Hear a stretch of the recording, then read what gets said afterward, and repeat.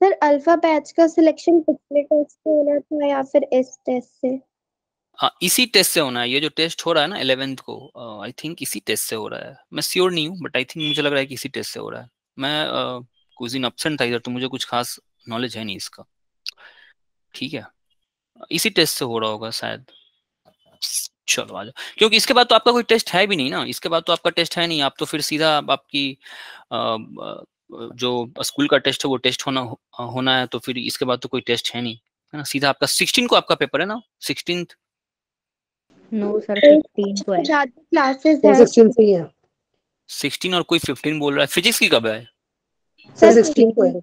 16 को है ना। हाँ, तो हमें तो 15 को सर है। मॉर्निंग की 15 की है सर। अच्छा, मॉर्निंग वालों को 15 की है। नहीं सर, हमारा इवनिंग में और 15 को है। अच्छा, और 16 को मॉर्निंग वालों की है। सर 16 को मेरा भी है। 16 में मॉर्निंग है ना आपका? अब है नो मॉर्निंग सर, होगा। इवनिंग है। अच्छा, तो यानी अच्छा 15 को इवनिंग और सिर्फ 16 को इवनिंग, 2 दिन फिजिक्स है ना, यही है ना? Yes sir. चलो ठीक है। हाँ, तो 15 को तो फिर उसके बाद हम लोग के पास टाइम कहाँ रहेगा? सानिया है ना? कौन सानिया? हाँ, तो टाइम है नहीं सानिया। वो यही टेस्ट जो है ना, ये जो अभी जो टेस्ट हो रहा है, यही टेस्ट मैटर करता है, बाकी कुछ है नहीं। ठीक है, चलो आ जाओ, शुरू करते हैं। देखते हैं फॉर्मूले वगैरह रिवाइज करते हैं, और फिर हम लोग थर्मल प्रॉपर्टीज में मूव करेंगे। ठीक है, चलो आ जाओ।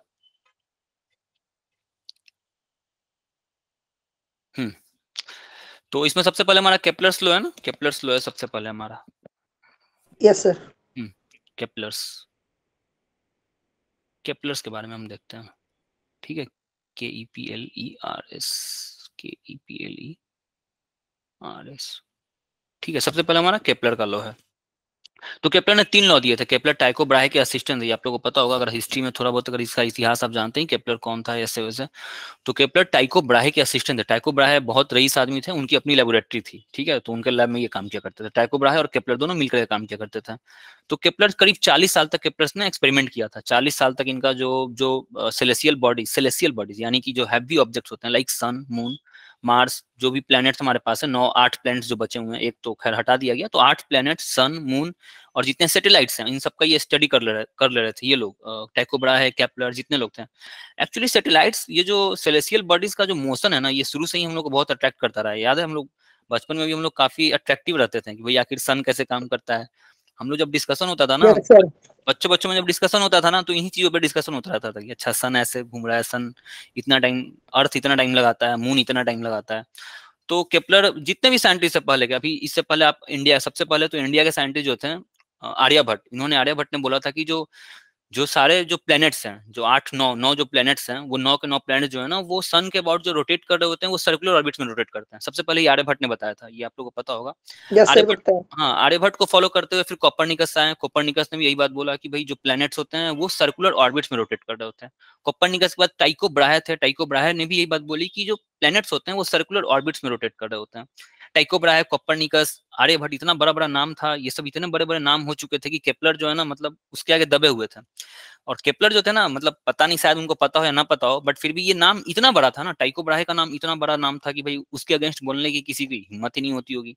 बट एक्चुअली में जो प्लैनेट्स जो रोटेट कर रहे होते हैं सन के अबाउट, वो इलिप्टिकल ऑर्बिट्स होता है। वो ऑर्बिट कैसा होता है? इलिप्टिकल होता है। वो सर्कुलर नहीं होता है। ये सब आप लोगों को पता होगा। ठीक है, तो सबसे पहले जो केपलर का जो स्टडी था, जो 40 साल तक केपलर ने एक्सपेरिमेंट किया था, तो 40 साल एक्सपेरिमेंट करने के बाद केपलर ने अपने 3 लॉ दिए थे। तीनों लॉ के बारे में हमें पढ़ना है।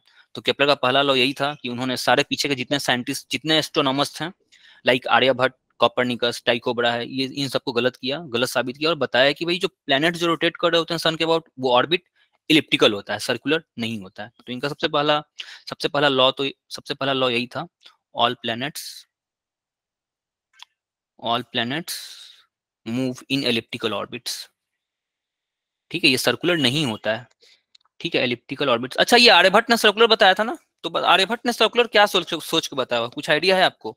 मतलब आर्यभट्ट ने बताया था कि भाई अर्थ जो है ना, वो सन के अराउंड सर्कुलर ऑर्बिट में रोटेट करता है। कुछ आइडिया है कैसे, आखिर आर्यभट्ट को क्या सूझा होगा? ऑल प्लैनेट सर मैंने तो मतलब उसमें फिजिक्स की बुक में ये लिखा था कि एक दिन ना वो अपने बाहर सो रहे थे वो खाट पे रात के समय में, तो उन्होंने रात में देखा था मूव करते हुए। Okay okay. तो बेसिकली मुझे ये सब बुक्स वगैरह में ही लिखा हुआ था, मैं पढ़ा था कि आर्यभट्ट को अगर ऐसा लगा था कि हाँ भाई अर्थ जो है ना, वो अर्थ जो अगर अर्थ सन के अबाउट सर्कुलर ऑर्बिट में अगर मूव करता है तो उसका कारण ये है कि अर्थ का जो ऑर्बिट है ना, अर्थ का ऑर्बिट जो है वो बहुत लगभग जो है ना वो सर्कल के ही बराबर होता है। एलिप्स बहुत कम, एलिप्स का बहुत कम हिस्सा होता है। अर्थ जो होता है ना, वो जो सर्कल, वो जो सन के अबाउट जो रोटेट कर रहा होता है, वो पाथ लगभग सर्कुलर ही होता है। वो रियल में सर्कुलर होता है, सर्कुलर से थोड़ा सा वेरी कर रहा होता है, और लेकिन होता तो इलिप्स है, बट वो बहुत करीब सर्कल के बहुत करीब होता है। जबकि बाकी के जो प्लैनेट्स है ना, उनका जो मोशन है ना, उनका जो पाथ है ना, वो इलिप्टिकल होता है, वो प्योर इलिप्टिकल होता है। बट अर्थ जो होता है ना, वो अर्थ का जो मोशन है ना, वो लगभग सर्कल ही होता है। एग्जैक्ट सर्कल नहीं होता है, बट लगभग सर्कल होता है। तो ये भी एक कारण रहा होगा कि आर्यभट्ट ने इसको पकड़ लिया होगा। All planets move in elliptical orbits about sun with sun at a focus. ठीक है, तो सन कहाँ पे रहेगा? With sun at a focus, sun एक फोकस पे रहेगा। ठीक है, फोकस। अगर इलिप्स के बारे में आप नहीं जानते हो तो बेसिकली इलिप्स जो है ना, एक स्पेशल केस ऑफ सर्कल का होता है। सर्कल का एक स्पेशल केस होता है। सर्कल ये होता है, सर्कल को डिफाइन करने का सबसे अच्छा तरीका ये है कि एक सेंटर आप ले लो, सेंटर से हर पॉइंट का डिस्टेंस जो होगा ना वो सेम होना चाहिए। तो ऐसा कोई भी ग्राफ जो होगा ना वो आपका सर्कल कहलाएगा। ये इसका डिफिनेशन सर्कल का ऐसे दे सकते हो आप।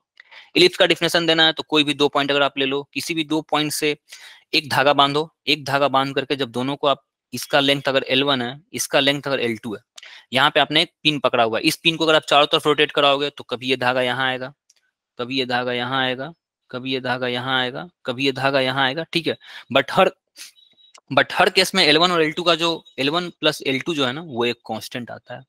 तो ऐसा कोई भी फिगर जो होता है ना, ऐसा कोई भी शेप हम इलिप्स बोलते हैं। बेसिकली अंडा अगर आप देख रहे हो तो अंडा का जो शेप है ना वो लगभग इलिप्स होता है। तो पहला लॉ केपलर का ही था। ठीक है, परफेक्ट सर्कल ना हो, उसी को तो बोलते हैं सर। हाँ, थोड़ा चिपटा हो। हाँ बिल्कुल, केपलर का पहला लॉ यही था। ठीक है, इसके दो फोकस होते हैं ना, दो फोकस होते हैं, F1 and Yes, F2। sir. सन जो होता है ना किसी एक फोकस पे रहेगा। सन क्या करेगा? सन किसी एक फोकस पे रहेगा और प्लैनेट्स इसके चारों ओर मूव कर रहे होंगे। यहाँ से प्लैनेट मूव कर रहा होगा, कभी सन इस फोकस पे रहेगा तो कोई दूसरा प्लैनेट यहाँ से मूव कर रहा होगा, कुछ ऐसे होता है। सन किसी एक फोकस पे रहेगा और पार्ट जो प्लैनेट्स हैं वो इसके चारों तरफ मूव करते रहते हैं।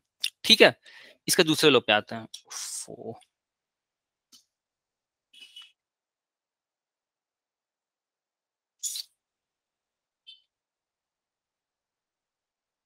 दूसरे लॉ पे आते हैं। ठीक है, इसका दूसरा लॉ क्या कहता है? सेकंड लॉ, केपलर का सेकंड लॉ। केपलर का सेकंड लॉ क्या कहता है भाई? बताओ, केपलर का सेकंड लॉ बताओ। अभय, अर्पिता, राहुल बताओ, सानिया कोई बता सकता है? लॉ ऑफ एरियाज वाला बताता है। हाँ, तो क्या बताओ, पूरा बताओ, किसी को पता है तो बताओ, पूरा बताओ। चलो आ जाओ हम देख। हाँ Sania, sir equal interval type का घूमता है। हाँ ठीक है, देखो इसको अच्छे से देखो, मैं इसको अच्छे से दिखा रहा हूँ। ये बहुत इंपॉर्टेंट है ना, इस पे जेई में बहुत बार सवाल आ चुका है। बाय टाइम कांस्टेंट होता है हाँ मतलब। हाँ, सही बोल रही हो। ये जेई पे इस पे सवाल आता रहता है ना। ये इंपॉर्टेंट है, समझने वाला जो है ना, समझने वाली चीज जो है ना इसमें टफ जो है ना वो सेकंड लॉ ही, इसका दूसरा लॉ जो है ना यही टफ है। ये देखो, इसका एक फोकस है यहाँ पे, मान लो कि सन है ना, यहाँ पे सन है और यहाँ पे कोई एक प्लेनेट है, कोई भी, हम अर्थ मान लेते हैं, अर्थ। ठीक है, ध्यान से समझो ये आखिर कहना क्या चाहता है। तो दूसरा लॉ ये कहता है द रेडियल वेक्टर या फिर द लाइन ज्वाइनिंग लिखो, रेडियल वेक्टर हटाओ, इस थोड़ा सा डिफिकल्ट है। द लाइन ज्वाइनिंग द सन। देखो ये कितना आसान है, मैं आपको कितना आसानी से बता रहा हूँ। The line joining the sun and the planet sweeps equal area in equal time। ठीक है, ये केपलर का ही दूसरा लॉ था ना, केपलर ये केपलर आखिर ये सब कैसे फाइंड आउट कर रहे हैं? कुछ आइडिया है? कोई बता सकता है केपलर क्या करते रहते होंगे? तो बेसिकली केपलर का 40 साल का एक्सपेरिमेंट था। ध्यान से समझो ये क्या था। केपलर ने किसी एक प्लैनेट को पकड़ा होगा और 40 साल तक सोचो कि उसका एक्सपेरिमेंट उन्होंने करते रहे होंगे। आज प्लेनेट वहां पे था, सपोज करो कि प्लेनेट आज कहीं पे था, तो उन्होंने अपना डेटा तैयार किया कि भाई आज प्लेनेट जो है ना, मैं जहाँ पे खड़ा हूँ वहां से कुछ एंगल पे प्लेनेट है। फिर अगले दिन उन्होंने कुछ देखा होगा तो प्लेनेट थोड़ा सा और शिफ्ट किया होगा, उसका उन्होंने डेटा तैयार किया। फिर तीसरे दिन कहीं और प्लेनेट शिफ्ट किया होगा, उसका उन्होंने डेटा तैयार किया। चौथे दिन और कहीं शिफ्ट किया होगा, करते करते गोल गोल उनको घूमता हुआ दिखा होगा। ठीक है, तो सोचो कि कितना प्रिसाइज, केपलर ने कितना प्रिसाइज डेटा तैयार कर रखा है कि जब कोपरनिकस, आर्यभट्ट और टाइको ब्राहे जैसे साइंटिस्ट इतने बड़े बड़े नाम जो बोल दिए थे कि भाई जो प्लैनेट्स के ऑर्बिट होते हैं वो सर्कुलर होते हैं, केपलर ने कितना प्रिसाइज, कितना महीन काम किया था, कितना बारीक काम किया था केपलर ने कि उन्होंने बता दिया कि भाई ये सर्कल नहीं होता, ये इलिप्स होता है। तो बेसिकली ये एक्सपेरिमेंट कुछ ऐसे हुआ होगा, मान लो कि आज आज यूरेनस को एक प्लैनेट था, यूरेनस आज यहाँ रहा होगा, आज से 4 दिन बाद उन्होंने देखा होगा तो कुछ अलग शिफ्ट किया होगा, 4 दिन बाद कुछ अलग शिफ्ट किया होगा, करते करते वो डेटा पूरा तैयार करते थे। डेटा तैयार करने में इनको काफी समय लगा ना, 40 साल लगा था। Yes sir. ये सब कुछ ये एक्सपेरिमेंटल है, ये इस सबका वेरिफिकेशन जो था ना बाद में आया था। केपलर का जो लॉ था ना वो एक्सपेरिमेंटल था, उसका वेरिफिकेशन थ्योरेटिकल वेरिफिकेशन, ये सब कुछ थ्योरेटिकली भी वेरीफाई है। आप इस चीज को समझो, केपलर का जो लॉ था ना वो एक्सपेरिमेंटल था, केपलर ने वेरीफाई नहीं किया था, थ्योरेटिकली केपलर का लॉ वेरीफाई नहीं किया गया था। केपलर सब कुछ ऑब्जर्व करते थे एकदम प्रैक्टिकली, लेकिन उन्होंने ये नहीं बताया कि भाई सर ये इलिप्स कैसे हो रहा है, t²/4 क्यूब, इनका जो तीसरा लॉ था t² is proportional to a cube, ये लो कहाँ से आया कैसे आया ये उनका वेरिफिकेशन नहीं था, बस वो निकाल के बता दिए कि हाँ भाई स्क्वायर का प्रोपोर्शनल क्यूब के बराबर होता था। ठीक है, तो ये सब कुछ इनका प्रैक्टिकल किया हुआ था। इन सारे प्रैक्टिकल्स को आगे चल के न्यूटन और बाकी के लोगों ने प्रूफ किया था, सबको थ्योरेटिकली भी साबित किया गया आगे चल के। बट केपलर का एक भी लो थ्योरेटिकली प्रूफ नहीं था, केपलर थ्योरेटिकली प्रूफ करके नहीं दिए थे, सारा लोग प्रैक्टिकल था। मतलब केपलर एकदम बैठ करके 40 साल तक बैठ कर केपलर हर प्लैनेट को ऑब्जर्व कर रहे थे, सबका पाथ बनाते थे, वो पाथ बनाते बनाते देखते थे कि भाई ये तो सर्कल तो आ ही नहीं रहा है, ये तो इलिप्स आ रहा है। तब जाके उनमें इतनी हिम्मत आई कि टाइको ब्राहे जैसा नाम, इतना बड़ा नाम टाइको ब्राहे, कॉपरनिकस, आर्यभट्ट भी बहुत बड़ा नाम था भाई उस समय, उन सबको उन्होंने गलत बता दिया था।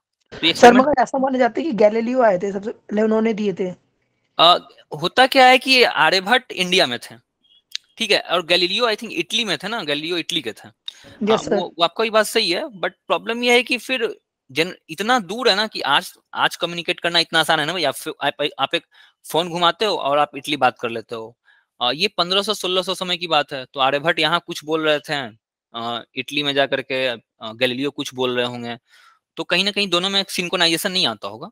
आज आसान है, आज आप एक फोन घुमाओगे, बोलोगे कि भाई गैलीलियो भाई देखो मेरा तो ये आ गया, आर्यभट्ट बोल रहा है कि नहीं भाई मेरा तो सर्कल आ रहा है, केपलर से पूछा जा रहा है, केपलर बोल रहा है कि नहीं मेरा तो तीनों बैठ करके एक टेबल पे बैठे हैं और डिस्कस करके फाइनल कंक्लूजन में पहुंचे। ऐसा नहीं था उस समय, उस समय कम्युनिकेशन नहीं होता था, उस समय उनका कुछ था, इटली में कुछ हो रहा है, इंग्लैंड में कुछ हो रहा होता था, इंडिया में कुछ हो रहा होता था, तो ये सर प्रॉब्लम है। मगर ऐसा भी तो माना जाता था कि नहीं, जो पहले में जो वो क्या बोलते हैं, वो कौन से होते हैं, पादरी जो होते हैं हाँ सर, हाँ, उनको सबसे ऊपर का दर्जा दिया बिल्कुल जाता था, जो बिल्कुल बिल्कुल बोलते थे सही तो वही बात, रहता था। बिल्कुल सही बात है। इसके लिए गैलीलियो को जेल भी भेजा गया था, गैलीलियो को जेल भेज हाँ जी दिया गया, सर, उन फांसी लोगों दी ने गई थी। पादरी लोगों ने ना उनको जेल भेज दिया था, क्योंकि एक बने बनाए कॉन्सेप्ट को ना वो बिगाड़ रहे थे। गैलीलियो ना अगेंस्ट जा रहे थे, पादरियों के अगेंस्ट जा रहे थे। पादरी लोग बोलते थे कि सन जो होता है ना वो अर्थ के चारों ओर घूमता है, गैलीलियो ने इसको करेक्ट किया था, नहीं अर्थ जो है ना वो सन के चारों ओर घूम रहा है।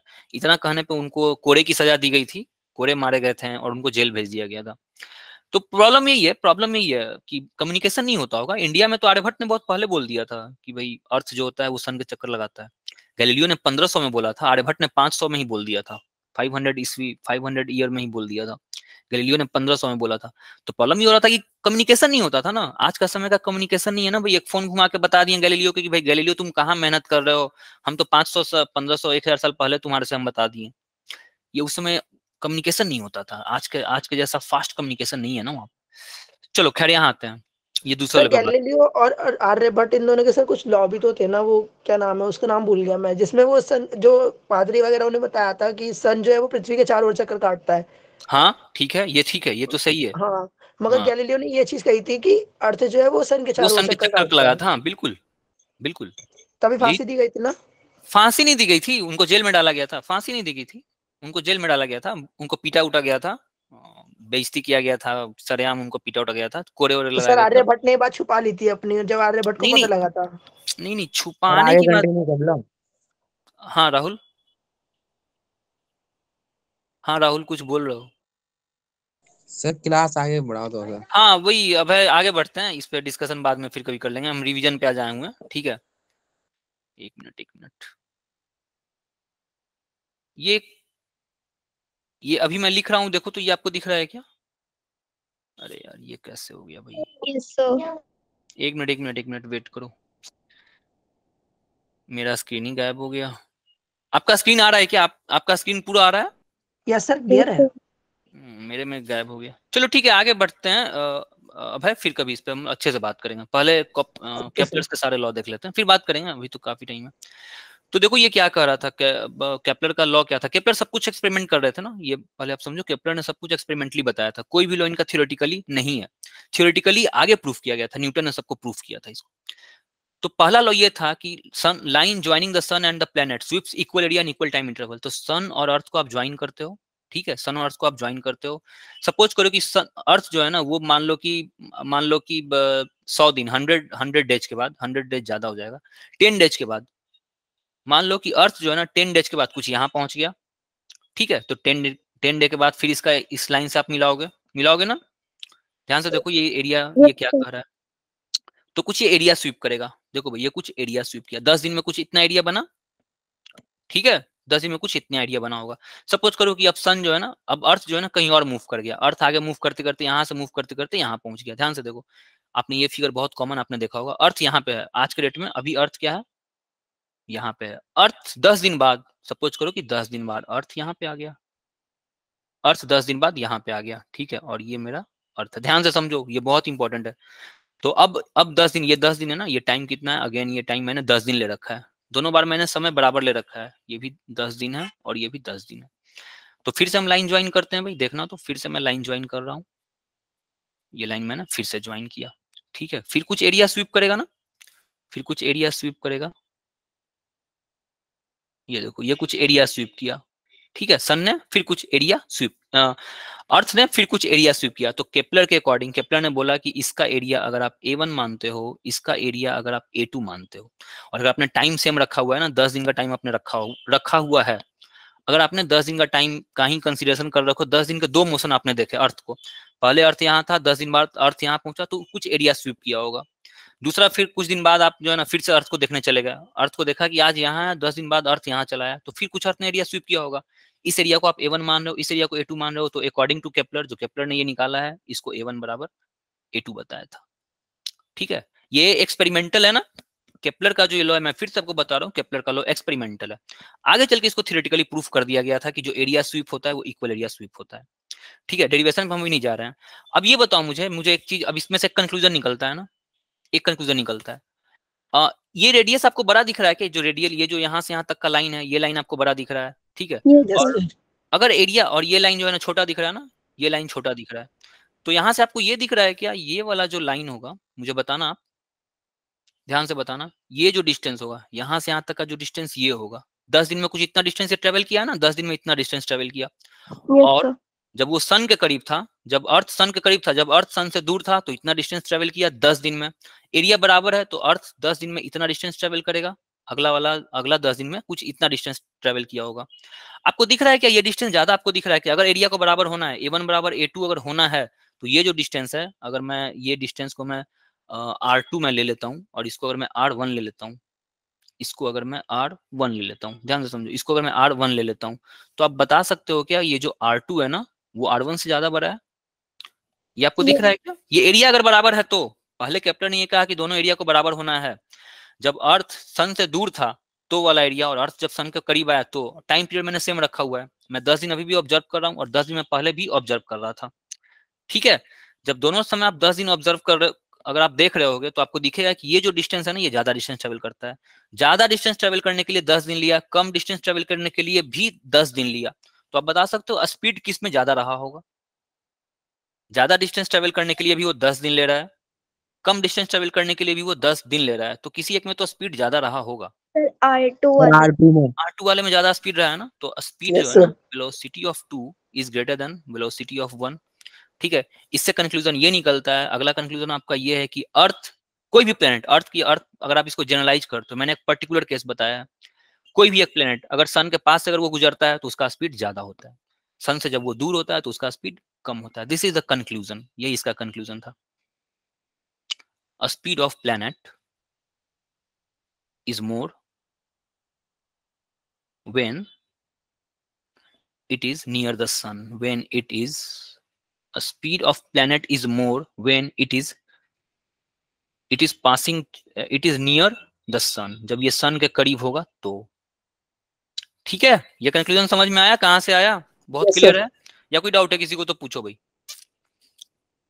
मैं ये कह रहा हूं कि केपलर ने बताया कि भाई एरिया दोनों का बराबर होगा, ठीक है, ये रेडियस कम है ना, ये वाला डिस्टेंस देखो कम है और ये डिस्टेंस ज्यादा है, ठीक है, तो ये जो एरिया है ना, उसके लिए अगर दोनों एरिया को बराबर होना है तो ये डिस्टेंस को कम होना पड़ेगा, ठीक है, और इस डिस्टेंस को ज्यादा होना पड़ेगा अगर एरिया बराबर है तो, ठीक है। टाइम मैंने सेम ले रखा है, इंटरवल मैंने टाइम का सेम ले रखा है। 10 दिन में अगर ये इतना डिस्टेंस ट्रेवल कर रहा है और 10 दिन में इसको एरिया को बराबर करने के लिए इसको ज्यादा डिस्टेंस ट्रेवल करना पड़ेगा, और अगर ये एरिया ज्यादा डिस्टेंस ट्रेवल करेगा 10 दिन में ही, तो इसकी मजबूरी हो जाएगी अर्थ को कि यहाँ पर आने के बाद इसको अपना स्पीड बड़ा करना पड़ेगा, ज्यादा करना पड़ेगा, बढ़ाना पड़ता है स्पीड, ठीक है। तो इससे कंक्लूजन यही निकलता है कि सारे प्लैनेट्स जब अर्थ के पास, जब सन के पास वाले फोकस से गुजर रहे होंगे ना, सन के फोकस जो जिस सन के जहां फोकस सन का ज्यादा है वहां पे अगर वो गुजरेगा ना तो उसे ज्यादा स्पीड अपना बढ़ाना पड़ेगा, और सन से वो दूर रहेगा तो उसको अपना स्पीड कम करना पड़ेगा, ताकि एरिया बराबर रहे, दोनों का एरिया बराबर हो।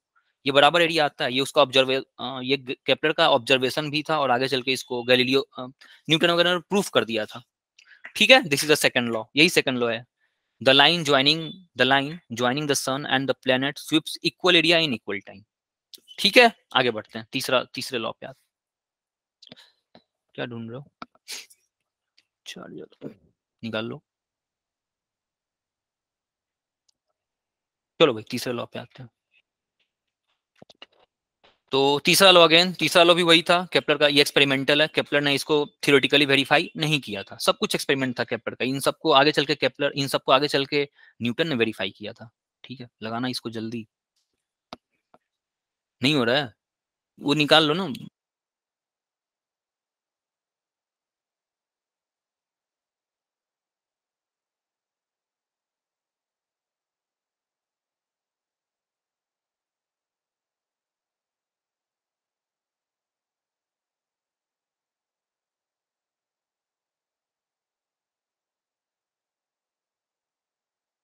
चलो आ जाओ, ठीक है, आ जाओ भाई।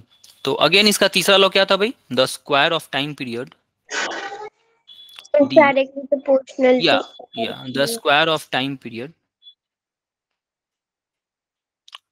of time period of a planet is proportional to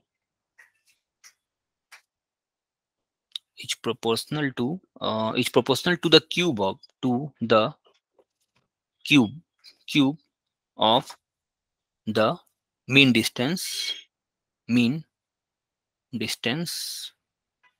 of the sun से जो उसका डिस्टेंस होगा ना, उस मीन डिस्टेंस ऑफ द सन, ठीक है। अगर मैथमेटिकली इसको आप देखना चाहते हो तो T square is proportional to A cube, ठीक है। ये इनका फिर से अगर मैं आपको बता रहा हूँ, ये एक्सपेरिमेंट था, ये फिर से मतलब कि इसको थियोरेटिकली प्रूफ नहीं किया था गैलीलियो ने, इसको न्यूटन ने आगे चलकर प्रूफ कर दिया था। इसका मतलब क्या, आप प्रोपोर्शनलिटी को हटा के कांस्टेंट देते हो ना, टी स्क्वायर बराबर के टाइम्स ए क्यूब लिख सकता हूँ क्या मैं, T square divided by A cube को मैं कांस्टेंट लिख सकता हूँ क्या, ठीक है। ये इसका केपलर का तीसरा लॉ था। इस लॉ को कैसे केपलर ने निकाला होगा, ठीक है, इस लॉ को केपलर ने कैसे निकाला होगा, तो फिर वही है, डेटा लेकर के बैठा हुआ था केपलर, कॉपी पेन लेकर के बैठा हुआ था। आज अर्थ वहां पे था, वो देखा कि अर्थ 365 दिन के बाद अर्थ घूम कर वापस वहां पे चला आया, तो उसने अपने कॉपी में कलेक्ट कर लिया भाई। जुपिटर को वो देख रहा होगा, जुपिटर को उसने देखा कि हाँ आज जुपिटर यहाँ पे है, और पता नहीं जुपिटर का टाइम पीरियड मुझे नहीं पता, तो जो भी हो उतने दिन के बाद अगर वो जुपिटर वहां पहुंचा होगा तो फिर वो उस देख लिया होगा भाई हाँ जुपिटर का भी इतना आया, यूरेनस का देखा होगा, मार्स का देखा होगा, वेनस का देखा होगा, जो भी होगा उन्होंने ऐसा कुछ डेटा लेकर के आया। हर बार जब भी सारे प्लैनेट्स के लिए जब भी उनका टाइम पीरियड जब वो निकालते थे, उसका स्क्वायर करते थे और उसका डिस्टेंस सन से उसका क्यूब करते थे ना, तो एक कांस्टेंट वैल्यू आता था। समझ में आई एक्सपेरिमेंट कैसे आया। मान लो कि अर्थ था, अर्थ के टाइम पीरियड का उन्होंने स्क्वायर किया और अर्थ और सन के डिस्टेंस का उन्होंने क्यूब किया, तो हमेशा एक कांस्टेंट आया। ये अर्थ के लिए आया, ठीक है। फिर सपोज कर लो कि जुपिटर का उन्होंने स्क्वायर किया और फिर जुपिटर से सन के डिस्टेंस का उन्होंने क्यूब किया, तो फिर ये कांस्टेंट आया, ठीक है। तो इस तरह से सारे के सारे वैल्यू जब भी वो करते थे ना, जब भी वो T square by A cube जब भी वो किया करते थे ना, तो उसका वैल्यू एक कांस्टेंट आता था, ठीक है। लेकिन इस कांस्टेंट की क्या वैल्यू होगी ये गैलीलियो ने नहीं बताया था, ठीक है। गैलीलियो इसको नहीं बता पाए थे कि आखिर ये कांस्टेंट कहाँ से आ रहा है, कैसे आता था, ये वो नहीं बता पाए थे। इसको अगेन न्यूटन ने बताया था। ये थर्ड लॉ है, ठीक है भाई। थर्ड लॉ क्लियर है? Yes sir. है ना। चलो Yes, sir. अब आते हैं, अब हमारा अगला बस यही 3 लॉ है। तीनों लॉ बहुत इंपॉर्टेंट है, वो स्टेटमेंट भी आपको पूछ सकता है एग्जाम वगैरह में, स्टेटमेंट डायरेक्ट पूछता है कि भाई केपलर के तीनों लॉ को आपको बताना है, तो आप सर केपलर का लॉ सैटेलाइट के लिए वैलिड है? हाँ बिल्कुल वैलिड है, बिल्कुल केपलर का लॉ यूनिवर्सल लॉ है भाई, यूनिवर्सल है केपलर का लॉ, बिल्कुल यूनिवर्सल है, मतलब केपलर का लॉ यूनिवर्सल है, कहीं वो फेल नहीं होता है। चलो केपलर के लॉ की मदद से न्यूटन ने अपना यूनिवर्सल ऑफ ग्रेविटेशन दिया था, केपलर कैसे फेल हो जाएगा। आ जाओ, तो आप तीनों का स्टेटमेंट वगैरह ध्यान कर लेना, ठीक है, ध्यान से देख लेना। और ये समझना सबसे कॉम्प्लिकेटेड जो है ना, ये इसका सेकंड लॉ है, काफी कॉम्प्लिकेटेड है ये।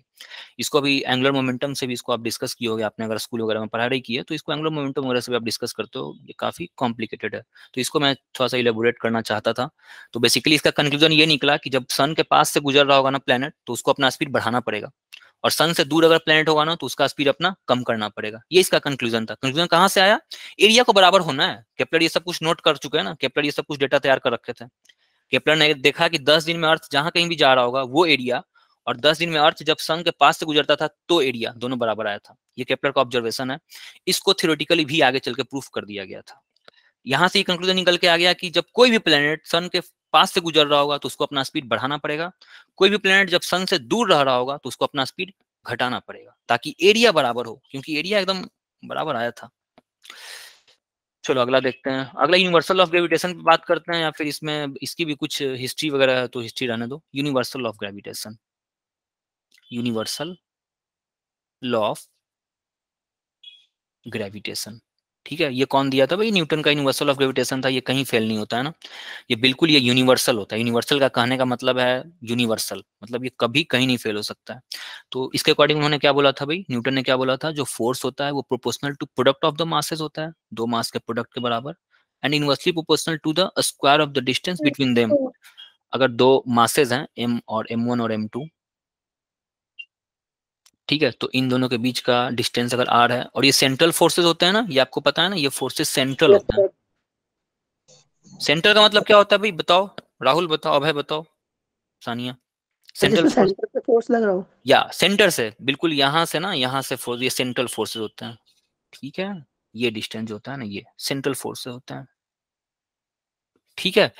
इन दोनों को जब आप क्लब करते हो तो प्रोपोर्शनलिटी आप m1 m2 by R square, इस प्रोपोर्शनलिटी को जब आप हटाते हो तो एक कांस्टेंट आता है g, कांस्टेंट का जी वैल्यू g आता है ना, हाँ, जी g m1 m2 by R square, ठीक है। ये इसका, अब जी का वैल्यू वगैरह आप, जी का डायमेंशन वगैरह अब तो बहुत पुरानी चीज हो गई, पहले डायमेंशन वगैरह पूछा जाता था, अब ये सब चीजें नहीं पूछी जाती हैं। बट डायमेंशन ऑफ वैल्यू जी का आप लिख लो 6.67 6.6 10 माइनस की पावर 6.6 × 10⁻11। और यूनिट बताओ इसका, बताओ यूनिट, चलो बताओ, बताओ तोड़ के बताओ।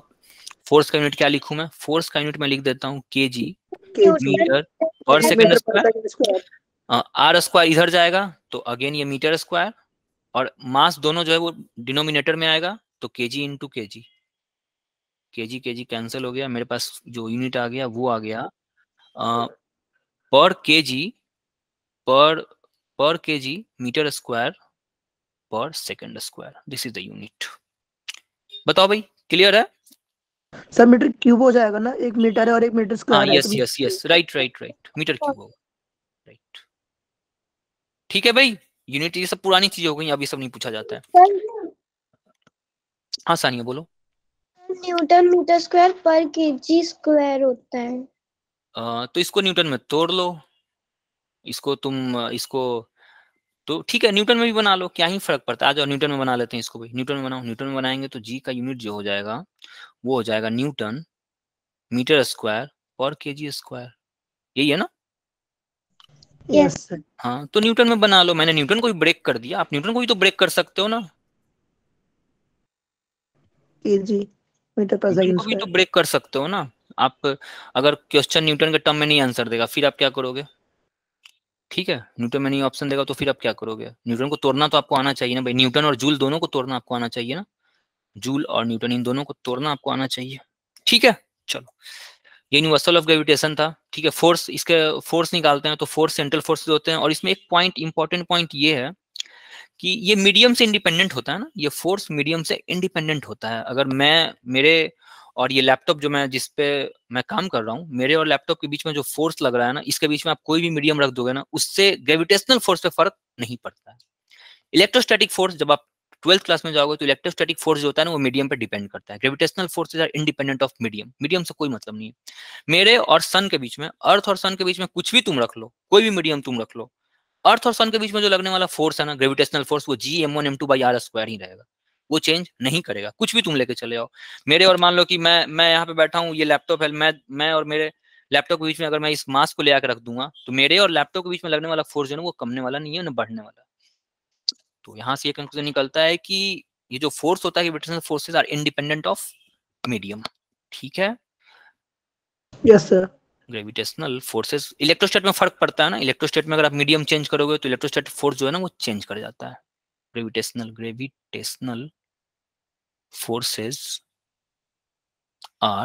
Gravitational forces are independent of medium, medium से इसको कोई मतलब नहीं होता है, इंडिपेंडेंट ऑफ मीडियम। ठीक है, अगला पॉइंट आप लिख सकते हो, ग्रेविटेशनल फोर्सेस कंजर्वेटिव फोर्सेस होते हैं क्या, पता है आप लोगों को? कंजर्वेटिव फोर्स होता है ना?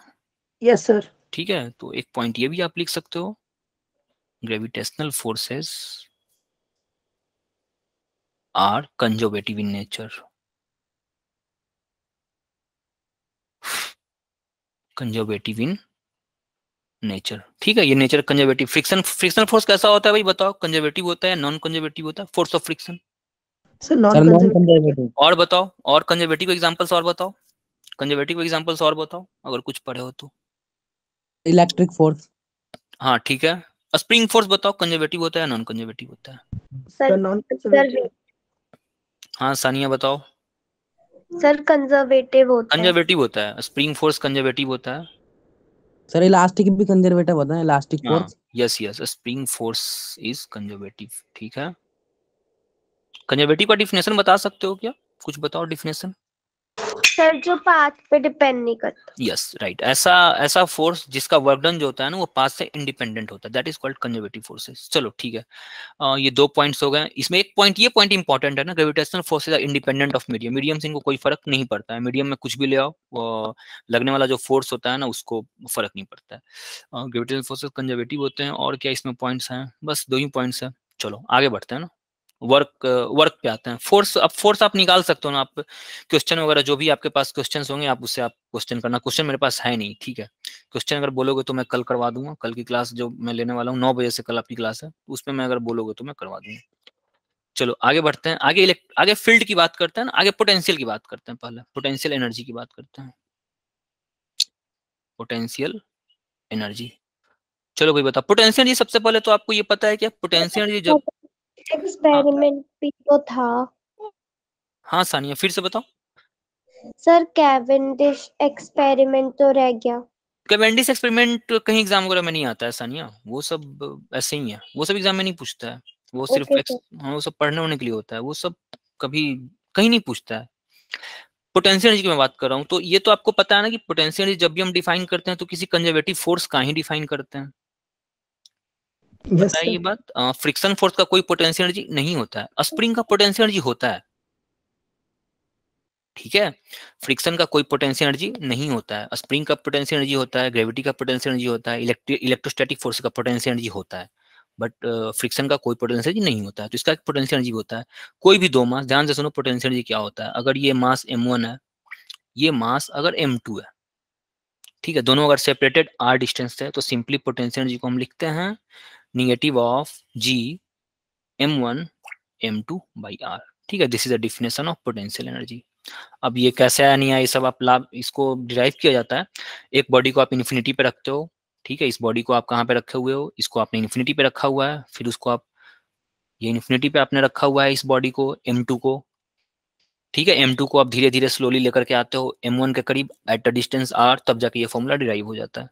ठीक है, डेरिवेशन बन जाते हैं आप, बस ये फॉर्मूला याद रखो। यहाँ पे माइनस आता है ना, ये माइनस मस्ट है, ठीक है, जब आप इलेक्ट्रोस्टैट पढ़ोगे तो ये माइनस वहां पे हट जाता है, बट ग्रेविटी में ये माइनस रहता है, ठीक है। और ये मास क्या रहेगा, मास हमेशा पॉजिटिव होता है ना, मास कभी तो निगेटिव नहीं हो सकता है, बट जब आप इलेक्ट्रोस्टैट में जाओगे तो जो चार्जेस होते हैं वो निगेटिव पॉजिटिव दोनों हो सकते हैं, तो वहां पे ये प्लस आता है, वहां पे माइनस प्लस का ध्यान रखना पड़ता है, you have to take care of negative और पॉजिटिव साइंस, बट यहाँ तो यूनिवर्सल है, मास तो कभी निगेटिव हो नहीं सकता है। This is the potential energy. आप पोटेंशियल एनर्जी बहुत का निकाल सकते हो, अगर ये 2 मास का था ना, ध्यान से समझो ये इंपॉर्टेंट है, ये 2 मास का पोटेंशियल एनर्जी है ना, अगर ऐसे ऐसे n मासेस दे दिया जाए तब आप कैसे निकालोगे? तब आपको पेयरिंग करनी होगी, ठीक है, n मासेस पोटेंशियल एनर्जी कल इसको मैं क्वेश्चन आपको करवाऊंगा, potential energy of n masses ऐसे ऐसे कितने मास आपके पास है, n मास है, तो उसका पोटेंशियल एनर्जी कैसे हो, is given by is the addition of सबको आपको ऐड करना होगा, addition of every two unique pair, हर 2 यूनिक पेयर का आपको एवरी 2 यूनिक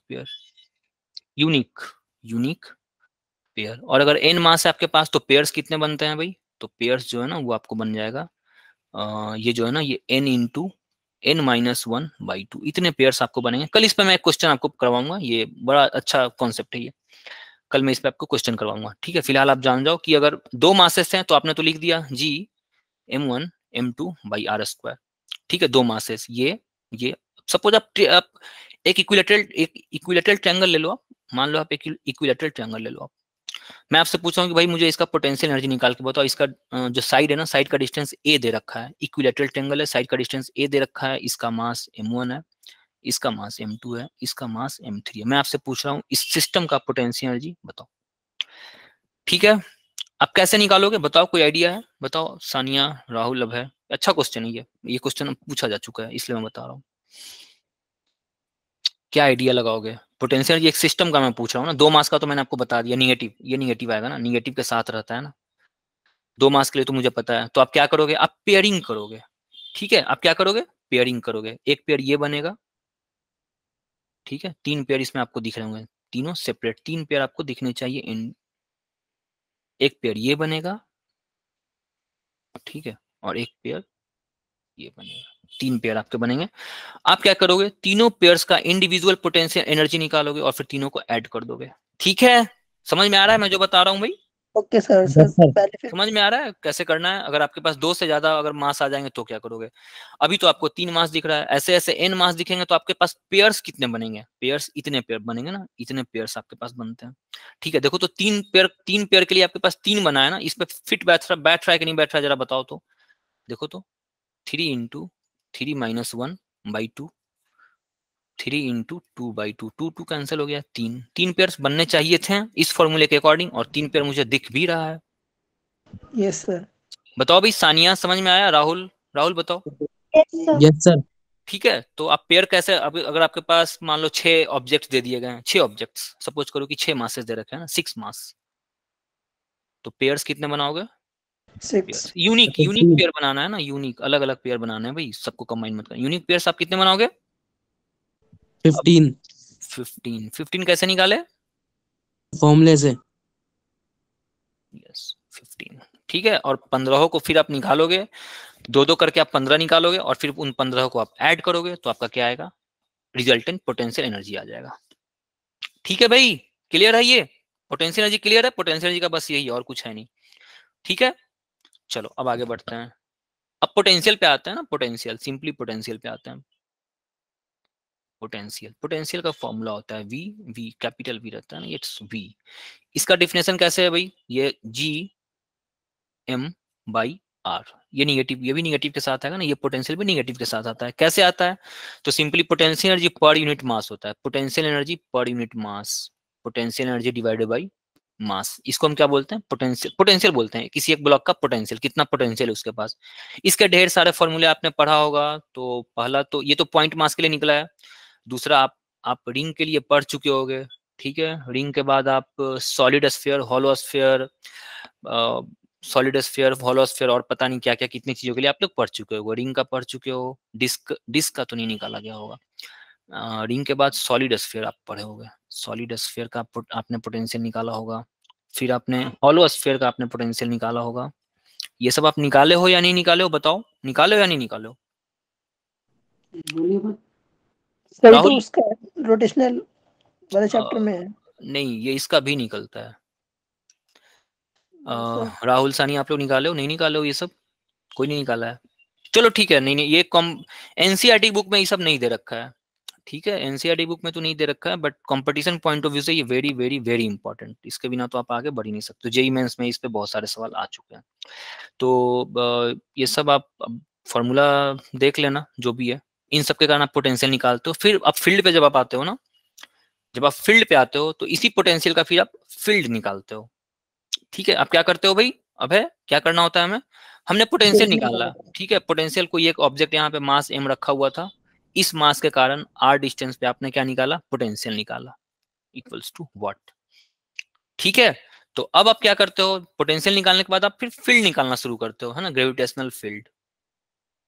ग्रेविटेशनल फील्ड भी आपको निकालना होता है। ग्रेविटेशनल फील्ड का फॉर्मूला बताओ भाई, सानिया बताओ, ग्रेविटेशनल फील्ड का फॉर्मूला क्या निकालते हो, क्या लिखते हो आप, ग्रेविटेशनल फील्ड से क्या समझते हो, कैसे लिखते हो?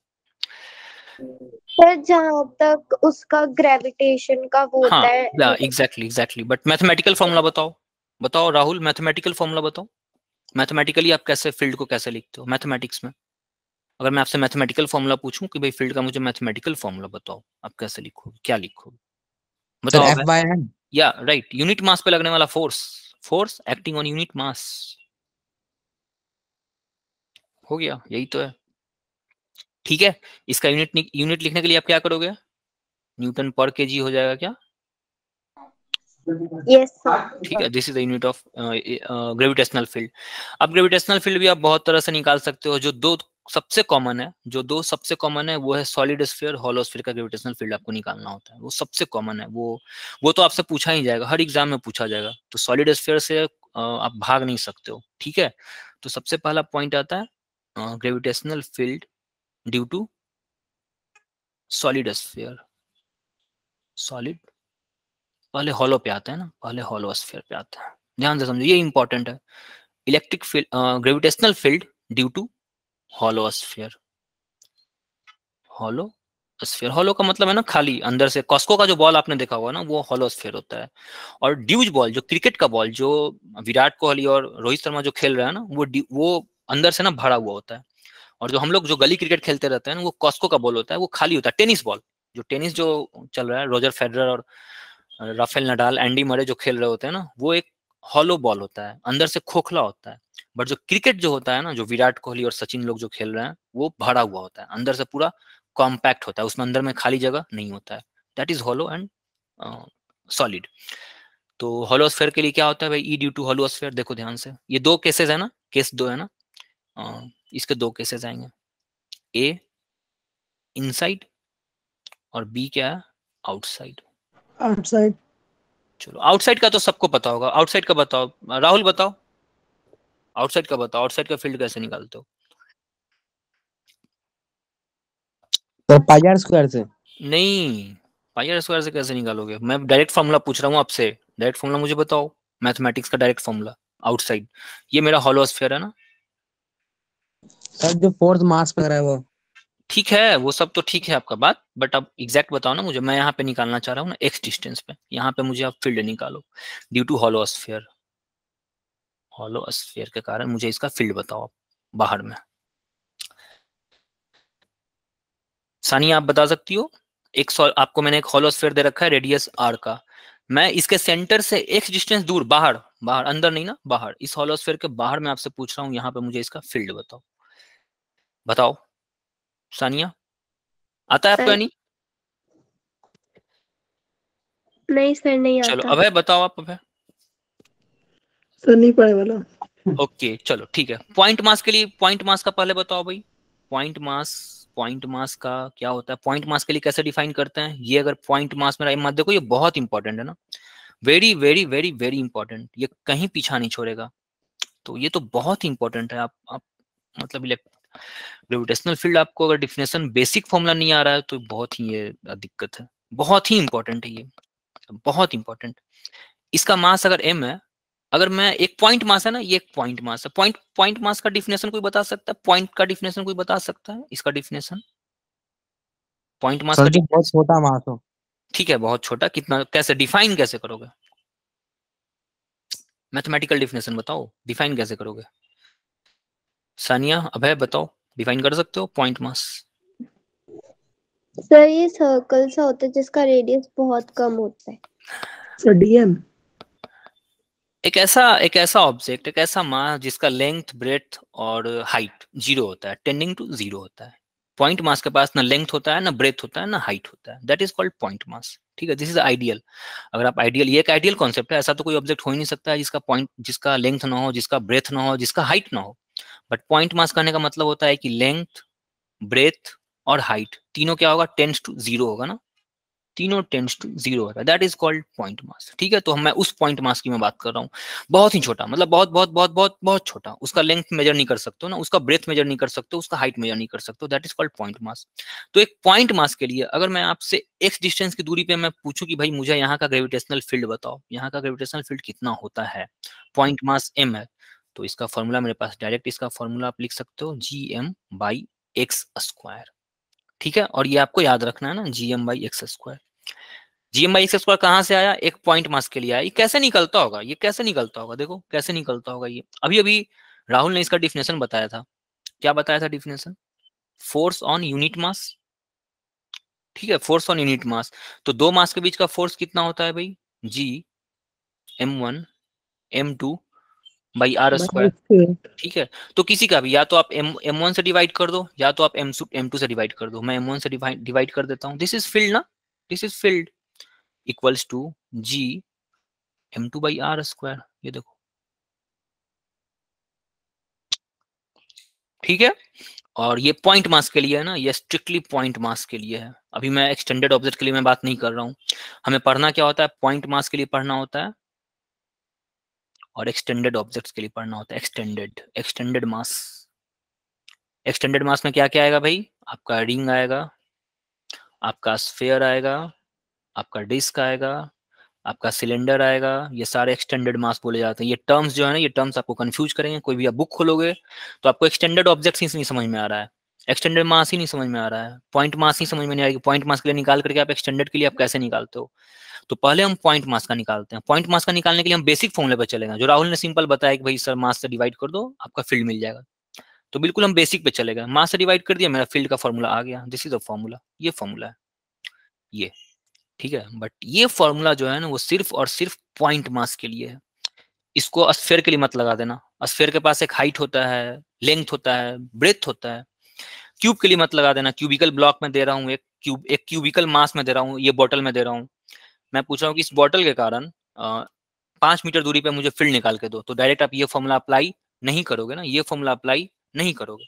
ये फॉर्मूला स्ट्रिक्टली पॉइंट मास के लिए डिफाइन किया गया है, एक ऐसा मास जो कि एग्जिस्ट ही नहीं कर सकता है, मतलब उसका लेंथ नहीं है, उसका ब्रेथ नहीं है, उसका हाइट नहीं है। मैं पूछ रहा हूँ कि भाई मुझे इसके कारण फील्ड निकाल के बताओ ना, इस मास के कारण थोड़ी दूर जा करके मुझे इसका फील्ड निकाल के बताओ, तो क्या ये फॉर्मूला अप्लाई करोगे, ये फॉर्मूला अप्लाई नहीं कर सकते हो, ये पॉइंट मास के लिए मैंने डिफाइन किया हुआ है। अब पहले वाला f by m वाला करेंगे ना इसके ऊपर। हाँ, इसको पूरा इंटीग्रेशन के थ्रू सब कुछ सॉल्व किया जाता है। ठीक है, तो आपको बेसिकली पढ़ना है स्फीयर का, स्फीयर आपको पढ़ना है क्योंकि स्फीयर एनसीईआरटी में दे रखा है, स्फीयर के इनसाइड और स्फीयर के आउटसाइड, ये एनसीईआरटी में दे रखा है, इसको आपको पढ़ना है। बाकी सबको आप नहीं भी पढ़ते हो तो चलेगा, लेकिन स्फीयर तो दे रखा है। अब एनसीईआरटी का बुक खोलना, स्फीयर दे रखा है उसमें, तो मैं सिर्फ स्फीयर का बता रहा हूँ, बाकी इन सब चीजों का मैं नहीं बताने जा रहा हूँ। चलो इलेक्ट्रिक फील्ड देखते हैं स्फीयर का, आ जाओ। Electric field due to sphere है ना, ई ड्यू टू स्फीयर, और स्फीयर के दो पार्ट्स हो जाएंगे। हाँ, एक और पॉइंट, इंपॉर्टेंट पॉइंट जो आपको एग्जाम वगैरह में कंफ्यूज करेगा, अगर ये सिर्फ स्फीयर दे रहा है ना, ध्यान से समझो, स्फीयर दो तरह के होंगे ना भाई, स्फीयर हॉलो स्फीयर और या राइट, स्फीयर दो तरह के होंगे ना, एक हॉलो और एक सॉलिड। एग्जाम में अगर आपको सिर्फ स्फीयर लिख रहा है, एग्जाम में अगर आपको पेपर में सिर्फ स्फीयर लिखा जा रहा है, तो ये अंडरस्टूड है कि ये सॉलिड की ही बात कर रहा है। ठीक है, कोई डाउट मत रखना। एकदम मैं बहुत कंफ्यूज रहता था, मुझे जब भी मैं स्फीयर देखता था, मैं मेरे समय की बात, मैं रियलिटी में बता रहा हूँ, जब भी मैं स्फीयर देखता था तो मैं पहले तो मैं ये सोचता था कि इसको मैं सॉलिड लेके बनाना शुरू करूं या फिर हॉलो लेके बनाना शुरू करूं। पहले सबसे पहले मेरे दिमाग में ये चीजें चलती थी, तो इसलिए मैं आपको क्लियर कट बता रहा हूँ। मुझे उस समय तक मेरे टीचर्स नहीं उतना बताते थे, बट मैं आपको बता रहा हूँ कि जहां कहीं भी आपको स्फीयर दिखता है ना, ये अंडरस्टूड है। जैसे ही आपको स्फीयर दिख रहा है ना, ये अंडरस्टूड है कि ये सॉलिड है। हॉलो अगर देना होगा ना, तो क्वेश्चन आपको मेंशन करता है, हॉलो जो होगा ना, electric field due to hollow अगर आपको लिख रहा है ना, अगर क्वेश्चन, अगर एग्जामिनर को हॉलो आपसे पूछना है तो उसको हॉलो मेंशन करना पड़ेगा। समझ में आ रहा है मैं जो कहना चाह रहा हूँ? आपको अगर बताया कि भाई आप इलेक्ट्रिक फील्ड निकालो, आर रेडियस का मैंने आपको एक स्फीयर दे रखा है, 5 मीटर रेडियस का मैंने एक स्फीयर दे रखा है, इसके कारण 8 मीटर पे मुझे इसका इलेक्ट्रिक फील्ड निकाल के दिखाओ, तो आप ये मत सोचने लगना कि मैं हॉलो का निकालूं या सॉलिड का निकालूं। एग्जामिनर ने सिर्फ स्फीयर लिखा हुआ है, तो आप ये मत सोचने लगना कि मैं हॉलो का निकालने जाऊं या मैं सॉलिड का निकालने जाऊं। हॉलो और सॉलिड का अलग अलग फॉर्मूला होता है, इसलिए मैं बता रहा हूँ। सीधा स्फीयर का मतलब होता है सॉलिड स्फीयर। अगर हॉलो देना होगा एग्जामिनर को तो उसको हॉलो मेंशन करना होगा। अंडरस्टूड नहीं है, हॉलो अंडरस्टूड नहीं है। स्फीयर जो है ना वो अंडरस्टूड है कि सॉलिड वाला ही बात कर रहा है। ठीक है, समझ में आया ये चीज, दिमाग में रहेगा ये बात? Yes sir. ठीक है, यस सर। दिमाग में Yes, रहेगा ना? sir. सानिया, समय, सचिन, आप लोग लेट Yes, कैसे हो गए भाई? सचिन चलो आ जाओ। तो सर अब हम, हाँ सचिन, सर रिवीजन क्लास में थे। ओके ओके ठीक है, चलो आ जाओ। तो electric field due to sphere मैं निकाल रहा था ना अभी, मैं electric field due to sphere का मैं बता रहा हूँ। तो मैं कहाँ तक पहुंचा था? हाँ, इलेक्ट्रिक फील्ड ये इंपॉर्टेंट है, स्फीयर इंपॉर्टेंट है आपका। एग्जाम एनसीईआरटी की बुक में सिर्फ स्फीयर दे रखा है। चलो आ जाओ, electric field due to sphere inside and outside मुझे निकालना होता है। ई ड्यू टू स्फीयर, ठीक है। और स्फीयर अगर मैं लिख रहा हूँ तो अंडरस्टूड है कि मैं सॉलिड की बात कर रहा हूँ ना। मैं इसके लिए अलग से मैं सॉलिड यहाँ पे मैं नहीं लिखने वाला हूँ ना, क्योंकि एग्जामिनर भी आपको अलग से सॉलिड लिख करके नहीं देगा। ठीक है, चलो इसमें पहला केस क्या है? ए केस क्या है? आउटसाइड। तो आउटसाइड में आपको कैसे निकालोगे? ठीक है, तो पॉइंट मास का मैं आपको बता चुका हूं। अगर ये एक पॉइंट मास एम है, एम से अगर मैं आपको आर डिस्टेंस दूरी जाकर के मैं आपसे पूछता हूं कि भाई मुझे यहाँ पे फील्ड बताओ, तो आप क्या क्या बताया अभी आपने? G M by R square. ये पॉइंट मास के लिए है ना, this is a point mass, point mass. ठीक है, मैं आपसे स्फीयर के लिए पूछ रहा हूँ, स्फीयर और पॉइंट मास में अंतर होता है, तो डायरेक्ट ये फॉर्मूला आप इसको नहीं लगा सकते हो। स्फीयर और पॉइंट मास में अंतर होता है। ये जो फॉर्मूला अभी निकाला गया है ये पॉइंट मास के लिए निकाला गया था। तो स्फीयर का हम कैसे निकालेंगे? तो पता नहीं कैसे निकाला गया, जैसे भी निकाला गया, निकालने जाओगे तो बहुत समय लग जाएगा, तो मैं उसको अवॉइड कर रहा हूँ। स्फीयर जो होता है ना, ध्यान से समझो, ध्यान से समझो कि इसको आप निकालोगे कैसे। स्फीयर जो होता है ना, दिस इज स्फीयर, ठीक है, ऑफ रेडियस ए। इसका रेडियस ए है, ठीक है, इसका रेडियस ए है। इस रेडियस इस स्फीयर के कारण, ये स्फीयर है ना, स्फीयर, इस स्फीयर के कारण मैं आपसे पूछ रहा हूं कि मुझे आर डिस्टेंस पे मुझे इसका रेडियस निकाल के, मुझे इसका इलेक्ट्रिक फील्ड निकाल के बताओ। ठीक है, this is the question. Question समझ में आया? अबे समय, Sachin, yes sir. Sania, question समझ में आ रहा है? Sania, yes, sir. मेरा क्वेश्चन ये है कि मैंने आपको एक स्फीयर दे रखा है ए रेडियस का, मैं आपसे पूछ रहा हूँ कि इसके आउटसाइड, आउटसाइड ना, आउटसाइड, ये देखो ये इंपॉर्टेंट है ना, आउटसाइड, कोई भी एक पॉइंट में आपसे आउटसाइड में आपसे पूछ रहा हूँ कि आउटसाइड में मुझे इलेक्ट्रिक फील्ड निकाल के बताओ। ठीक है, तो आप क्या करोगे भाई? कैसे निकालोगे? निकालने का प्रोसीजर है, मैं प्रोसीजर पे नहीं जा रहा हूँ, कुछ कुछ प्रोसीजर्स हैं, सिमेट्री यूज किया जाता है और निकाला जाता है।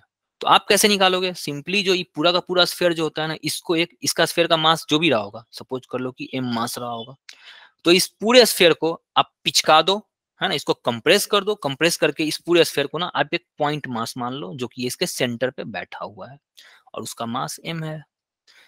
ठीक है, अब इसको एक पॉइंट मास की तरह ट्रीट करना है, तो ये पूरा sphere, this whole sphere can be treated as a point mass. This is equivalent to a point mass of mass m। और यहां से लेकर के यहां तक का डिस्टेंस r था, मैं आपसे r पे पूछ रहा था, तो मुझे r पे निकाल दो। पॉइंट मास के लिए मैं आपको पहले ही बता चुका हूं, तो इसका इलेक्ट्रिक फील्ड आ गया gm ओवर आर स्क्वायर। ठीक है, क्या करोगे आप? सवाल ये है कि मैंने आपको पॉइंट मास का एक फॉर्मूला बताया, ये फॉर्मूला मैंने आपको बताया पॉइंट मास का। ठीक है, तो पॉइंट मास और स्फीयर में तो अंतर होता है ना। पॉइंट मास तो स्फीयर नहीं हो सकता है भाई, स्फीयर के पास डायमेंशन होता है, स्फीयर के पास लेंथ, ब्रेथ, हाइट तीनों होता है। पॉइंट मास के पास ना लेंथ होता है, ना ब्रेथ होता है, ना हाइट होता है। तो पॉइंट मास के लिए ये फॉर्मूला वैलिड है, ये फॉर्मूला हमने निकाल लिया पॉइंट मास के लिए। मैं आपसे पूछ रहा हूँ कि मुझे स्फीयर के लिए निकाल के बताओ। ठीक है, मुझे आप एक स्फीयर के लिए निकाल के बताओ, एक सॉलिड स्फीयर के लिए निकाल के बताओ। आप कैसे निकालोगे? आपको करना क्या है, आप इस पूरे सॉलिड स्फीयर को, पता नहीं कितना रेडियस है इसका, इसका रेडियस 1,00,000 मीटर दे दिया होगा, 1 मीटर दे रखा होगा, 1,000 मीटर दे रहा होगा, 1,00,000 मीटर दे दिया गया होगा। ठीक है, तो आप, और मैं कह रहा हूं कि 1,00,000 मीटर के बाहर जाकर के मुझे इसका इलेक्ट्रिक फील्ड निकाल के बताओ। तो आप क्या करोगे? इस 1,00,000 मीटर के रेडियस वाले स्फीयर को चिपटा करके सेंटर पे लेकर के चले आना। ठीक है, और फिर जहां आपको निकालने के लिए बोल रहा है ना वहां पे आप निकाल लेना। ये फॉर्मूला तभी तक वैलिड है जब आप आउटसाइड निकाल रहे हो ना, आउटसाइड, वेरी इंपॉर्टेंट। अभी मैं अंदर नहीं गया हूं ना, अंदर नहीं गया हूं, मैं बाहर की बात कर रहा हूं, अंदर के लिए अगले आगे मैं बताने वाला हूँ। समझ में आया भाई यहाँ क्या किया मैंने? Yes sir. अगर स्फीयर, सॉलिड स्फीयर के बाहर अगर आपको निकालने के लिए बताया जा रहा है तो आपको दिमाग नहीं लगाना है, इस पूरे सॉलिड स्फीयर को उठा करके सेंटर पे ले आकर रख देना और फिर इसको एक पॉइंट मास की तरह ट्रीट करने लगना, है ना। Treat this sphere as a point mass, as a point mass, ठीक है, फॉर आउटसाइड फील्ड। स्पेशल है ना, आउटसाइड फील्ड के लिए ये वैलिड है, अंदर में इसको मत अप्लाई कर देना इस थियरी को। अगर इस स्फीयर के कारण अगर आपको बाहर निकालना है तो इसको एक पॉइंट मास मान लेना, बाहर निकालना है तो, अंदर नहीं। अंदर कहीं भी अगर आपको पूछ देगा तब नहीं, बाहर निकालना है तो इसको आप पॉइंट मास मान सकते हो। चलो ठीक है, सर ये चैप्टर कौन सा है? ग्रेविटेशन है सचिन। ग्रेविटेशन में हमें स्फीयर के बारे में पढ़ना है, बाकी सबके बारे में पढ़ो या मत पढ़ो, बट स्फीयर तो पढ़ना है क्योंकि एनसीईआरटी में स्फीयर दे रखा है। बाकी Yes, sir. आपको सिलेंडर, डिस्क, रिंग सब कुछ पढ़ना है, पढ़ सकते हो आप, लेकिन अगर उनको अवॉइड कर सकते हो तब भी ठीक है, बट स्फीयर तो पढ़ना पड़ेगा। स्फीयर तो आपको कोई उपाय नहीं। चलो बी में आते हैं ना, बी में ई इनसाइड स्फीयर, स्फीयर के अंदर का इलेक्ट्रिक फील्ड आपको बताना, ग्रेविटेशनल फील्ड आपको बताना है। ठीक है भाई, चलो देखो कैसे बताओगे। ये देखो, ये रहा, इसका रेडियस मैंने आपको ए दे रखा है ना, इसका रेडियस मैंने आपको ए दे रखा है, और मेरा सवाल ये है कि इसके अंदर कोई एक डिस्टेंस एक्स है ना, एक्स, यहाँ पे मुझे इलेक्ट्रिक फील्ड आप निकाल करके बताओ। ठीक है, this is a solid sphere ना, इसका मास जो है ना, इसका मास m है, m मास का एक स्फीयर आपको दे रखा है। क्वेश्चन समझ में आ रहा है सानिया? अबे क्वेश्चन समझ में आया? अभी जो इससे पहले जो हमने निकाला है ना, हमने ये स्फीयर दे दिया था और स्फीयर के बाहर मैंने आपको बोला था भाई यहाँ पे मुझे सर इसको पॉइंट साइज की तरह ही ट्रीट करेंगे ना? नहीं, इसको पॉइंट साइज की तरह ट्रीट नहीं करेंगे।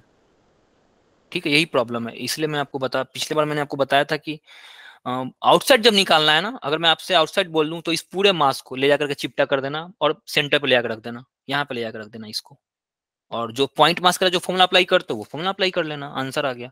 स्फीयर को भूल जाना ना, अगर बाहर निकालना है तो पूरे स्फीयर को उठा करके सेंटर पे ले जाकर रख देना और स्फीयर को भूल जाना। तो सर इनसाइड में कैसे निकलेगा? हाँ, इनसाइड में मैं बता रहा हूँ। चलो, तो इनसाइड का फॉर्मूला एक्स पे ना, डायरेक्ट मेरे पास फॉर्मूला है, कैसे आया नहीं आया ये मत पूछना, फिर उसको डिराइव करने में बहुत टाइम लग जाएगा। जो इनसाइड का फॉर्मूला होता है ना, वो होता है जी एम, इसका मास, पूरे स्फीयर का जो मास रहा होगा वो, हाँ, एक्स अपॉन आर क्यूब होता है, X upon R, A cube. चलो ठीक है, बताओ। और ये तीनों चीज आपको कांस्टेंट दिख रहे हैं क्या? ये तीनों आपको कांस्टेंट दिख रहा है क्या? ग्रेविटेशनल कांस्टेंट एक यूनिवर्सल कांस्टेंट है, इसका मास जो आपने स्फीयर ले रखा होगा उसका मास एक फिक्स नंबर होगा, डिस्टेंस, इसका जो डिस्टेंस है वो डिस्टेंस भी क्या रहेगा, फिक्स रहेगा। तो यहाँ से आप ये भी निकाल सकते हो, दिस इंप्लाइज ग्रेविटेशनल फील्ड जो होता है अंदर, किसी स्फीयर के अंदर जो होता है वो प्रोपोर्शनल टू एक्स होता है। ठीक है, डिस्टेंस के प्रोपोर्शनल होता है। ग्राफ पे, अगर इसको आप ग्राफ पे शो करना चाहते हो तो आप ग्राफ पे शो कर सकते हो। ठीक है, this is the distance, this is the gravitational field. ठीक है, ये इसका यहाँ तक रेडियस है, ए रेडियस है। तो ए के रेडियस तक ना, ये डायरेक्ट ये है ना, इसका इक्वेशन क्या होगा भाई बताओ, इसका इक्वेशन क्या हो सकता है? इस इलेक्ट्रिक फील्ड का इक्वेशन क्या है? ये क्या है? सर्कल है, इलिप्स है, हाइपरबोला है, स्ट्रेट लाइन है, कोऑर्डिनेट्स, क्या है ये? बताओ सानिया, ये क्या है? सर्कल है, इलिप्स है, हाइपरबोला है, पैराबोला है। सर्कल है ना सर? सॉरी, अब फिर से बोलो। सर कल है सर। Circle, yes sir.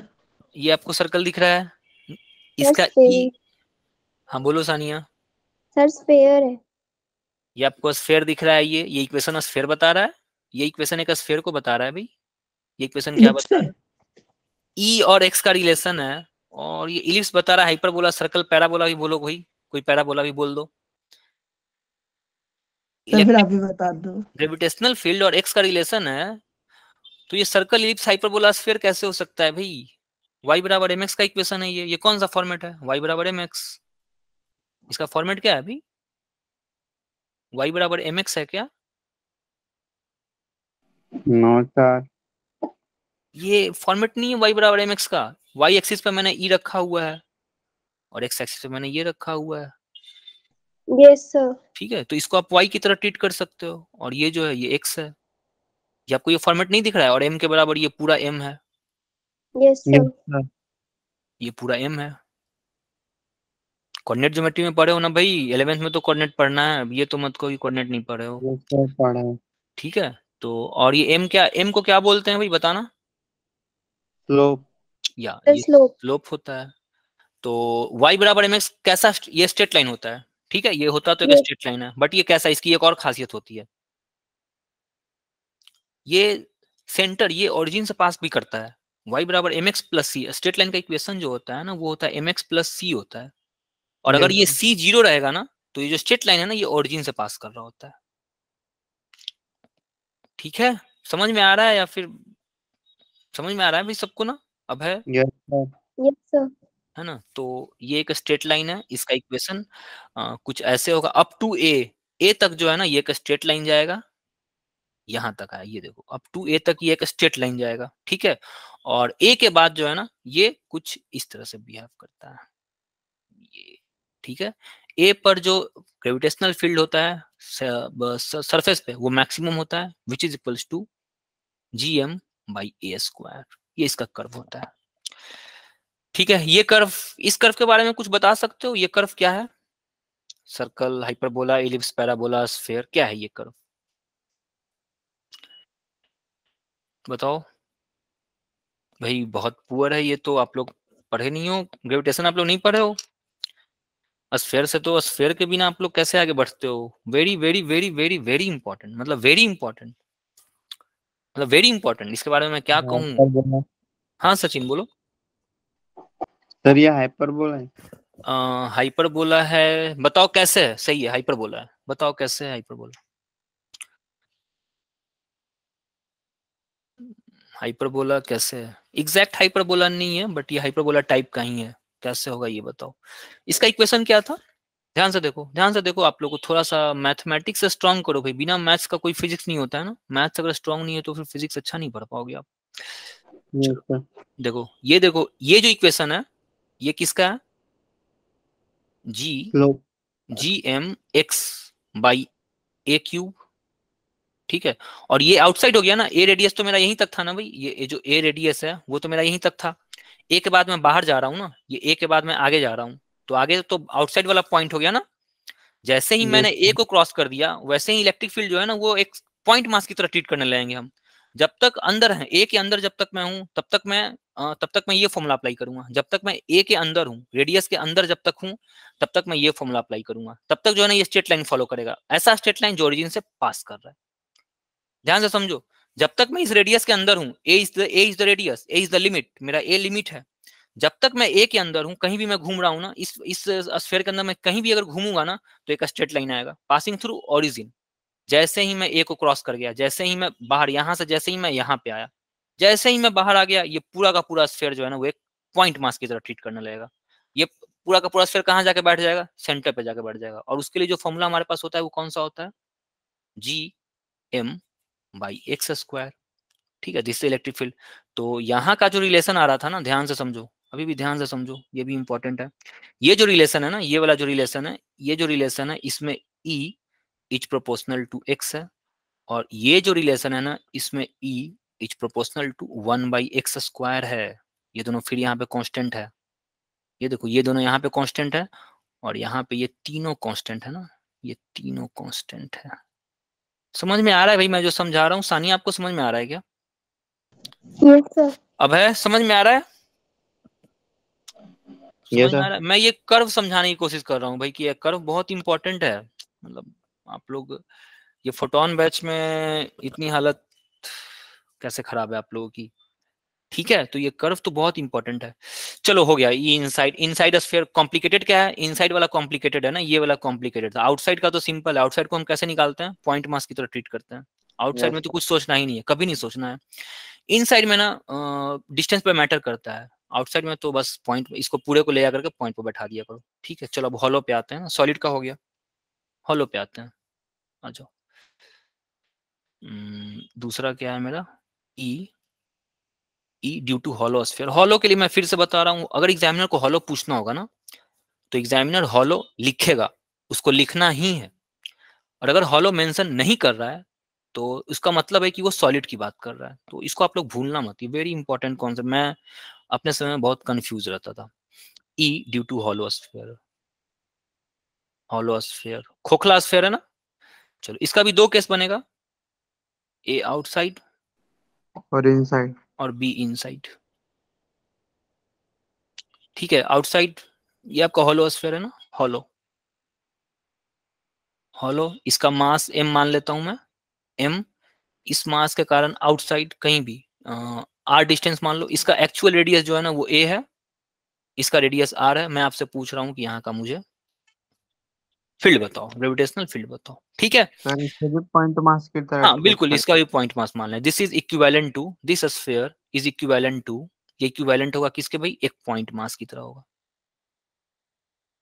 ठीक है, और आपको निकालना कहाँ था, r पे निकालना था, r डिस्टेंस पे, तो आप निकाल लो। E बराबर G M by R square. क्या किया हमने, हमने इस हॉलो स्फीयर को ले जाकर के सेंटर पे रख दिया ना, हॉलो स्फीयर को एक पॉइंट मास की तरह ट्रीट करने लगे, इसको सेंटर पे ले जाकर रख दिया और मैंने फील्ड निकाल लिया। पॉइंट मास का फॉर्मूला तो मुझे पता ही है, G M by R square. ठीक है, ये सब निकाला जाता है, ये सबको आप प्रोसेस बाई निकाल सकते हो, सिमेट्री से इसको आप प्रूफ कर सकते हो, बट उसकी भी जरूरत है नहीं। ठीक है, पहला था ये मेरा आउटसाइड है। चलो बी पे आते हैं। समझ में आया भाई आपको, अभय, साहिल, सानिया, समझ में आया सानिया? Yes sir. समझ में आ रहा है सानिया? थोड़ा सा रट्टू लग रहा होगा आपको, सब कुछ रटने वाली चीजें हैं, बट यही है, यही है। ठीक है, चलो बी में आते हैं ना, इनसाइड। ठीक है, यस फेयर है। ठीक है, इसका रेडियस कितना है, इसका रेडियस ए है। मैं आपसे पूछ रहा हूं, मेरा सवाल है इससे एक्स डिस्टेंस पे ना अंदर, अब मैं अंदर हूं ना, ये देखो ये अंदर हूं मैं, एक्स डिस्टेंस पे मैं आपसे पूछ रहा हूँ भाई मुझे इसका इलेक्ट्रिक फील्ड निकाल के बताओ। ये हॉलो स्फीयर है ना, inside the hollow sphere, inside the hollow sphere. चलो बताओ भाई के वैल्यू कोई बता सकता है? सर, जी एम अपॉन में R cube. G M upon में आर क्यूब नहीं, sir G M X upon R. G M X upon R cube तो सॉलिड वाला बता रही हो सानिया, अभी तो सॉलिड का बताया मैंने, वो वाला बता दी हो, वहां से कॉपी करके ले आ रही हो। जी एम एक्स अपॉन ए क्यूब, ये तो सॉलिड स्फीयर के लिए था, यस सर। ये सॉलिड स्फीयर के लिए था। मैं आपसे हॉलो पूछ रहा हूँ, फिर हॉलो में और सॉलिड में अंतर क्या रह गया भाई, दोनों का एक ही फॉर्मूला होगा तो फिर अंतर क्या रह जाएगा, कुछ भी। ये जीरो होता है। ठीक है, अंदर में क्या होता है, जीरो होता है, जीरो। जीरो। यस, अंदर में मास नहीं है, ये हॉलो है, फील्ड क्यों होगा, कोई भी आप कोई भी एक स्फीयर कंसीडर कर लो, कोई भी स्फीयर कंसीडर कर लो, मास ही नहीं रहता है अंदर में तो फील्ड कहां से आएगा। ठीक है, चलो ये खत्म हो गया। इसका ग्राफ, इसके कर्व की बात कर लें, कर्व समझ में आया पिछला वाला, या फिर छोड़ दूं मैं, या बात करूं कर्व की? बता दीजिए। चलो आ जाओ, इसके कर्व पे बात करते हैं।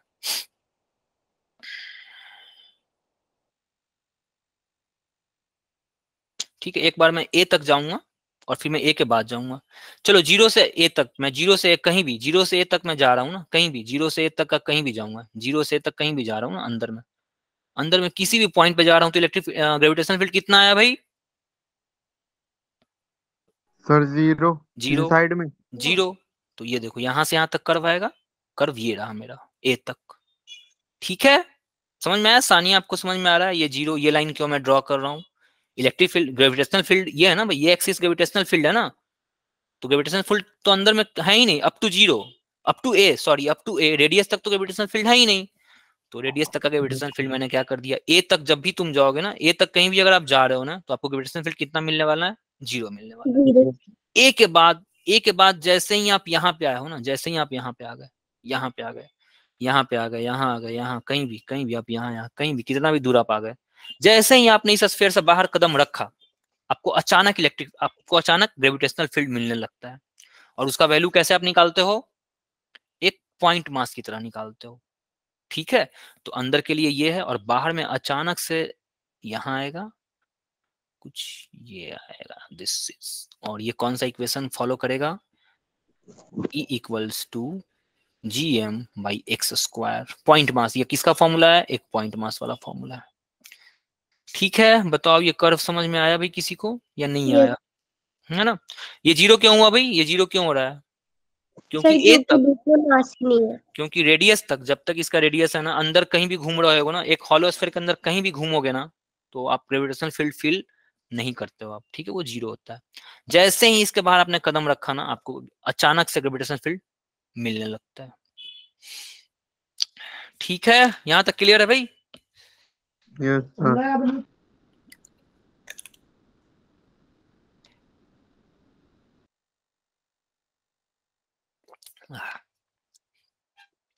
साहिल कैलोरीमेट्री, कैलोरीमेट्री बता दूं भाई, सचिन, अभय, सानी, आप लोग बताऊं कैलोरीमेट्री, क्योंकि आज की क्लास ओवर हो चुकी है, अगर बोलोगे तो। क्या?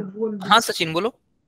सर ग्रेविटेशनल खत्म हो गया। ग्रेविटेशन का कुछ हिस्सा कल बता दूंगा मैं, कल भी मुझे ही क्लास लेनी है, मैं ही इस क्लास में रहूंगा, तो सर बाकी जो हिस्सा। क्लास लेते थे वो कहाँ गए?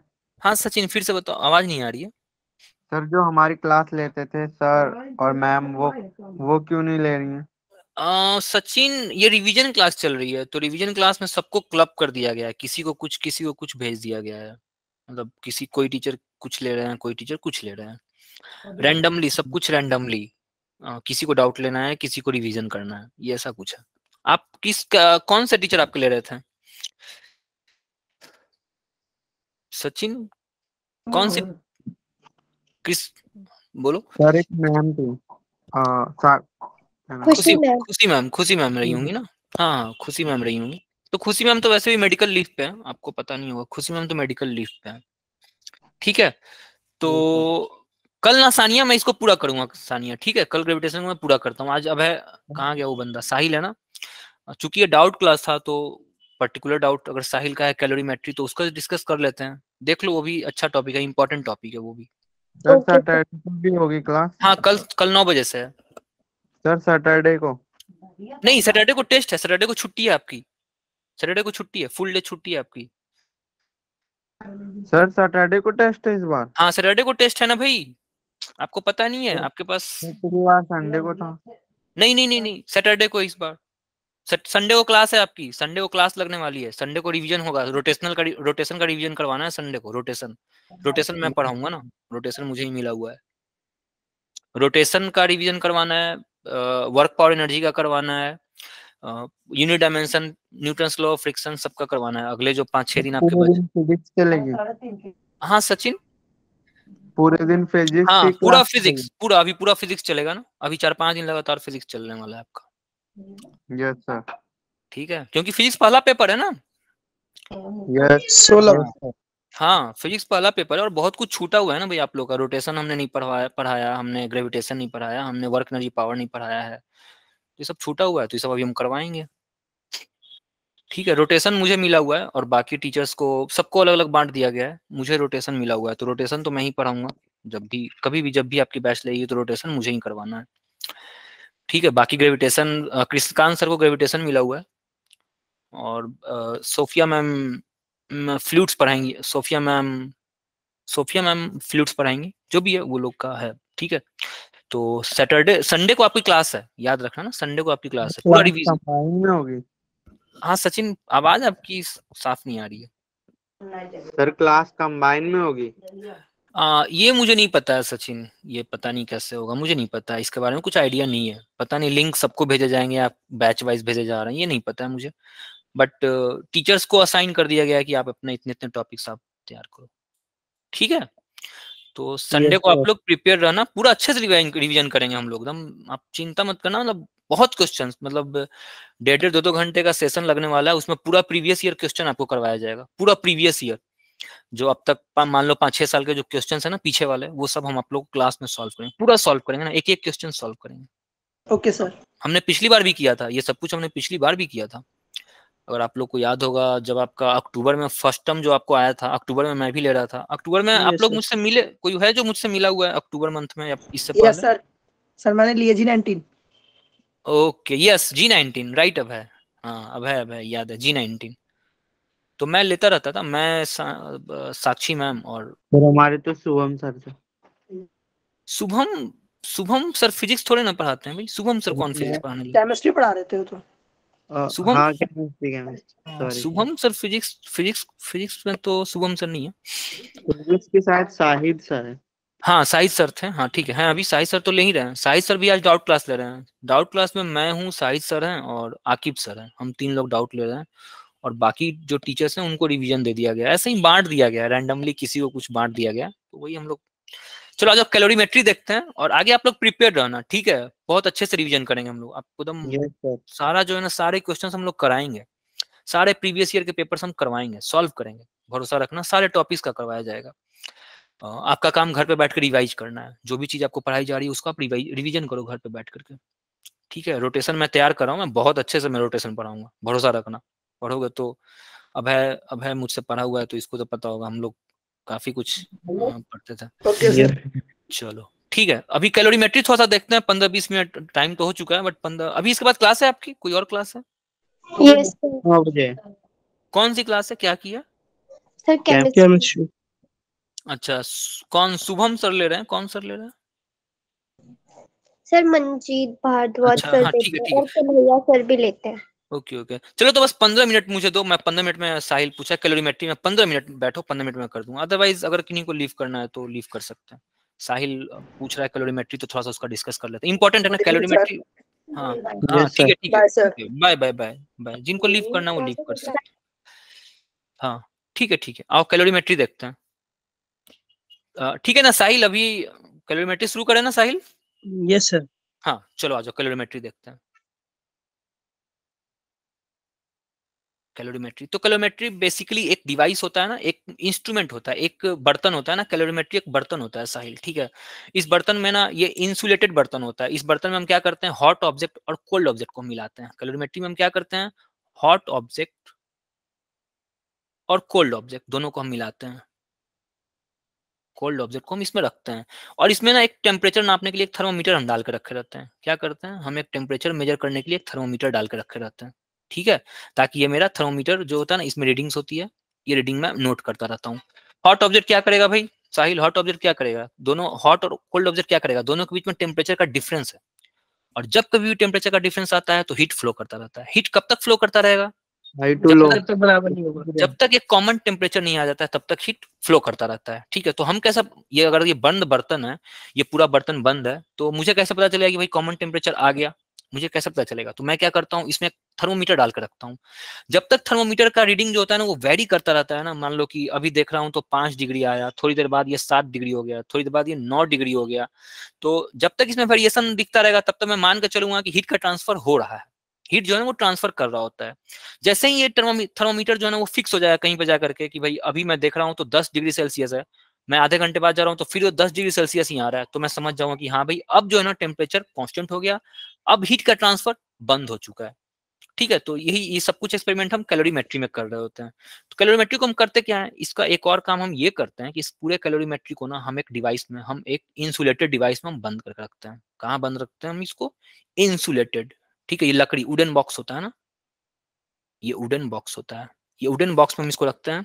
वुडन बॉक्स में रखने का फायदा क्या है कि ये इन्वायरमेंट से, अंदर से और बाहर, कोई भी डेल्टा क्यू जो है ना वो 0 हो जाए ना। ये कैलोरीमेट्री जो है, जो हॉट ऑब्जेक्ट है, मैं ये मान के चलूंगा ये जो हॉट ऑब्जेक्ट है अपना सारा का सारा हीट कोल्ड को दे रहा होगा, ठीक है? हॉट का कोई भी हीट जो है ना वो इन्वायरमेंट में नहीं जा रहा होगा, इसलिए मैं इसको वुडन बॉक्स में रखता हूँ। वुड क्या है भाई, एक इंसुलेटर होता है ना। ये सब कुछ आइडियल कॉन्सेप्ट है, ऐसा तो हो ही नहीं सकता है कि एनर्जी बाहर ना जाए भाई, चाहे वुड ले लो चाहे कुछ भी ले लो, एनर्जी तो ट्रांसफर थोड़ा बहुत तो हो ही जाता होगा, बट ये सब कुछ एक आइडियल कॉन्सेप्ट है, ठीक है? समझ में आ रहा है साहिल, ये सब कुछ आइडियल कॉन्सेप्ट है, ऐसा तो हो ही नहीं सकता है कि वुड बना लो यार, कुछ भी बना लो यार, वो तो लकड़ी बना लो, शीशा बना लो, कुछ भी बना लो, थोड़ा बहुत हीट तो पास करेगा ही करेगा। सर आइसोलेटेड सिस्टम लगा देंगे ना इसके बाहर, हाँ मतलब। वही तो आइसोलेटेड सिस्टम है, ये बिल्कुल ही आइसोलेटेड सिस्टम है। तो अंदर का जो ऑब्जेक्ट है ना वो बाहर हीट ट्रांसफर नहीं, न बाहर वो हीट दे रहा है न बाहर से वो हीट ले रहा है। This is called calorimetry, this is the principle of calorie. Thermocol भी हो सकता है हाँ सचिन, सर, थर्माकोल। हाँ थर्मोकोल भी ले सकते हो, जो भी ले लो, कुछ ऐसा ही आपको लेना है जो कि इंसुलेटर हो, जो हीट को ट्रांसफर ना करता हो, हीट को इजीली ट्रांसफर जो ना करता हो, ठीक है? This is the calorimetry. Calorimetry का प्रिंसिपल बता सकते हो क्या, इसका प्रिंसिपल क्या है? व्हाट इज द प्रिंसिपल, किस प्रिंसिपल पे ये काम करता है बताओ? ये कंजर्वेशन ऑफ एनर्जी पे काम कर रहा होता है ना, कंजर्वेशन ऑफ एनर्जी पे काम कर रहा होता है, कंजर्वेशन ऑफ एनर्जी पे काम कर रहा होता है। दैट मीन्स इसका मतलब क्या है, हीट लॉस, हीट रिलीज बराबर हीट गेन। ठीक है, कोई एक ऑब्जेक्ट जो होगा ना, अगर हॉट ऑब्जेक्ट है तो ये हीट को रिलीज करेगा, और अगर कोल्ड ऑब्जेक्ट है तो हीट को ये गेन करेगा। कोई energy neither be created nor be destroyed. Conservation of energy क्या कहता है, कंजर्वेशन ऑफ एनर्जी क्या कहता है, heat is a form of energy ना, हीट कुछ अलग नहीं है, हीट भी एक फॉर्म ऑफ एनर्जी ही है। तो energy neither be created nor be destroyed, energy को आप क्रिएट नहीं कर सकते हो, एनर्जी को आप डिस्ट्रॉय नहीं कर सकते हो। तो अगर कोल्ड ऑब्जेक्ट जो था, कोल्ड ऑब्जेक्ट हीट होने लगता है, गर्म होने लगता है, इसका मतलब ये है कि कोल्ड ऑब्जेक्ट कहीं ना कहीं से एनर्जी ले रहा है। तो एनर्जी अपने आप तो लेगा नहीं, एनर्जी आप क्रिएट तो कर ही नहीं सकते हो, एनर्जी को आप डिस्ट्रॉय भी नहीं कर सकते हो। और आपने ये भी देखा होगा कि ये जो हॉट ऑब्जेक्ट है ये धीरे धीरे ठंडा होने लगता है, तो आखिर इसके अंदर की एनर्जी कहाँ गई? ये कोल्ड ऑब्जेक्ट जो है जो धीरे धीरे गर्म होने लगता है, तो आखिर एनर्जी ले कहाँ से रहा होता है? तो बेसिकली एनर्जी का ट्रांसफर हो रहा होता है। ठीक है, energy neither be created nor be destroyed. कोई एक ऑब्जेक्ट एनर्जी रिलीज करेगा तो दूसरा ऑब्जेक्ट एनर्जी को एब्जॉर्ब करता है, बस यही कहानी है। This is the whole story about calorimetry. अब कैलोरीमेट्री में आप अगर एक्सपेरिमेंट्स अगर आपने किया होगा, अगर आपको अच्छे से एक्सपेरिमेंट अगर आपको पता होगा, तो इसके लिए आप जो एमएस डेल्टा थीटा वगैरह जो है ना, जो आप हीट सप्लाई करते हो वो एमएस डेल्टा थीटा सप्लाई करते हो। और कुछ ये तब हो रहा होता था, ये सब आपको पता है क्या? ये तब होता है जब बॉडी को आप हीट दे रहे होते हो। और एक और हीट आप पढ़े होगे एमएल के रूप में, आपने पढ़ा होगा एमएल। ये एमएल क्या होता है? ये एल जो है ना, कभी ये लैटेंट हीट ऑफ फ्यूजन बनता है और कभी ये लैटेंट हीट ऑफ वेपराइजेशन बनता है। ये दोनों क्या होता है मैं बताऊं, अभी एक्सप्लेन करूं 5-10 मिनट और? Yes sir. हाँ चलो, तो लैटेंट हीट ऑफ फ्यूजन और ये क्या है, ये स्पेसिफिक, ये जो होता है ना हीट सप्लाइड होता है ना, this is a heat supply, heat supply. तो बेसिकली क्या होता है, ये अगर आपने एक ऑब्जेक्ट ले रखा है, ठीक है, ऑब्जेक्ट, चलो आगे हम लोग आगे आते हैं, आ जाओ आगे, अच्छे से इसको देखो, अच्छे से इसको मैं आपको एक्सप्लेन करता हूँ। आओ यहाँ पे, सपोज करो कि आपने आइस ले रखा है ना, आइस ले रखा है, ध्यान से समझो, ध्यान से समझो इसको। आइस अगर आपने ले रखा है, तो आइस को अगर आप मेल्ट करते हो, सपोज करो कि -70 डिग्री सेल्सियस पे है ना, ध्यान से समझो, -70 डिग्री सेल्सियस पे आपने आइस को रखा हुआ है। तो आइस जो होता है ना, सबसे पहले 0 डिग्री सेल्सियस पे जाता है। आइस कहाँ पे जाएगा? सबसे पहले 0 डिग्री सेल्सियस पे जाएगा। लेकिन इसका जो जो स्टेट है ना, स्टेट 3 स्टेट होता है ना, किसी भी ऑब्जेक्ट का 3 स्टेट होगा, सॉलिड, लिक्विड और गैस। ठीक है, तो अभी भी आइस का स्टेट 0 डिग्री सेल्सियस और 0 डिग्री सेल्सियस पे तीनों तीनों एट अ टाइम एग्जिस्ट करते हैं क्या? ये सभी तो आपको पता है ना, 0 डिग्री सेल्सियस पे सारे स्टेट एक बार एग्जिस्ट करते हैं। तो -70 डिग्री सेल्सियस पे मैं इसको 0 पे लाना चाहता हूँ। तो अगर आइस को आप -70 से 0 लाना चाहते हो, यानी कि आप जो है ना टेम्परेचर घटा रहे हो, टेम्परेचर को आप बढ़ा रहे हो। टेम्परेचर बढ़ाने के लिए क्या करना पड़ेगा? आपको हीट सप्लाई करना पड़ेगा ना, हीट सप्लाई। बिना हीट सप्लाई की आइस मेल्ट नहीं होगा ना, आइस का टेम्परेचर डाउन नहीं होगा। तो जो आप हीट सप्लाई करते हो, that heat is given as ms delta theta, ms delta theta. Delta theta is the change in temperature. ये क्या है? Change in temperature. ध्यान से समझो, मैं बहुत अच्छा मैं कॉन्सेप्ट बता रहा हूँ, इसको अच्छे से समझो। अभी भी आइस है ना, ये अभी भी आइस है, ये मेल्ट नहीं हुआ है 0 डिग्री सेल्सियस पे। ठीक है, अब देखो, अब आइस जो है ना, अब आप चाहते हो कि मैं इस आइस को पानी बनाऊं, आइस का स्टेट चेंज करूं।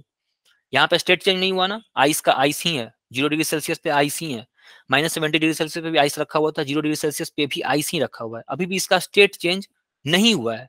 अब अगर इसको आप फर्दर अगर आप एनर्जी देते रहते हो ना, हीट अगर आप फर्दर देते रहते हो, तो अब ये अपना स्टेट चेंज करेगा, वाटर। स्टेट चेंज करने के दौरान टेम्परेचर में कोई चेंज नहीं होता है। जब स्टेट चेंज हो रहा होता है, जब फेज चेंज हो रहा होता है, आइस बर्फ से, बर्फ स्टेट सॉलिड, सॉलिड आइस जो होता है, आइस का अभी का स्टेट सॉलिड है, सॉलिड से अगर वो लिक्विड में कन्वर्ट हो रहा होता है सेम टेम्परेचर पे, तो उसका टेम्परेचर में कोई चेंज नहीं होता है। तो वाटर अभी भी मेरा 0 डिग्री सेल्सियस है। तो इसके लिए भी आपको कुछ ना कुछ एनर्जी खपत करना पड़ेगा। सॉलिड को लिक्विड में बदलने के लिए आपको एनर्जी इसको देना पड़ता है। तो ये जो आप एनर्जी देते हो ना, इस एनर्जी की जो वैल्यू होती है, that is delta Q equals to m s delta theta नहीं होता है, ये MLF होता है, लैटेंट हीट ऑफ फ्यूजन। जब स्टेट चेंज नहीं होता है, जब स्टेट चेंज नहीं होता है, सेम स्टेट, आइस -70 से फिर आइस 0 डिग्री पर गया है, ठीक है, तो आप जो हीट दे रहे होते हैं वो MS डेल्टा थीटा होता है। लेकिन जब आप फेज चेंज करते हो ना, तो टेम्परेचर में कोई चेंज नहीं होता है। तो इस दौरान जो आप उसको हीट सप्लाई कर रहे होते हो, दैट इज M × LF होता है, लैटेंट हीट ऑफ फ्यूजन। चलो अब वाटर आ गया ना, अब वाटर को मैं फर्दर फिर से मैं हीट कर रहा हूँ ना, वाटर को मैं फिर हीट करता हूँ। वाटर को मैंने क्या किया? फिर से हीट किया।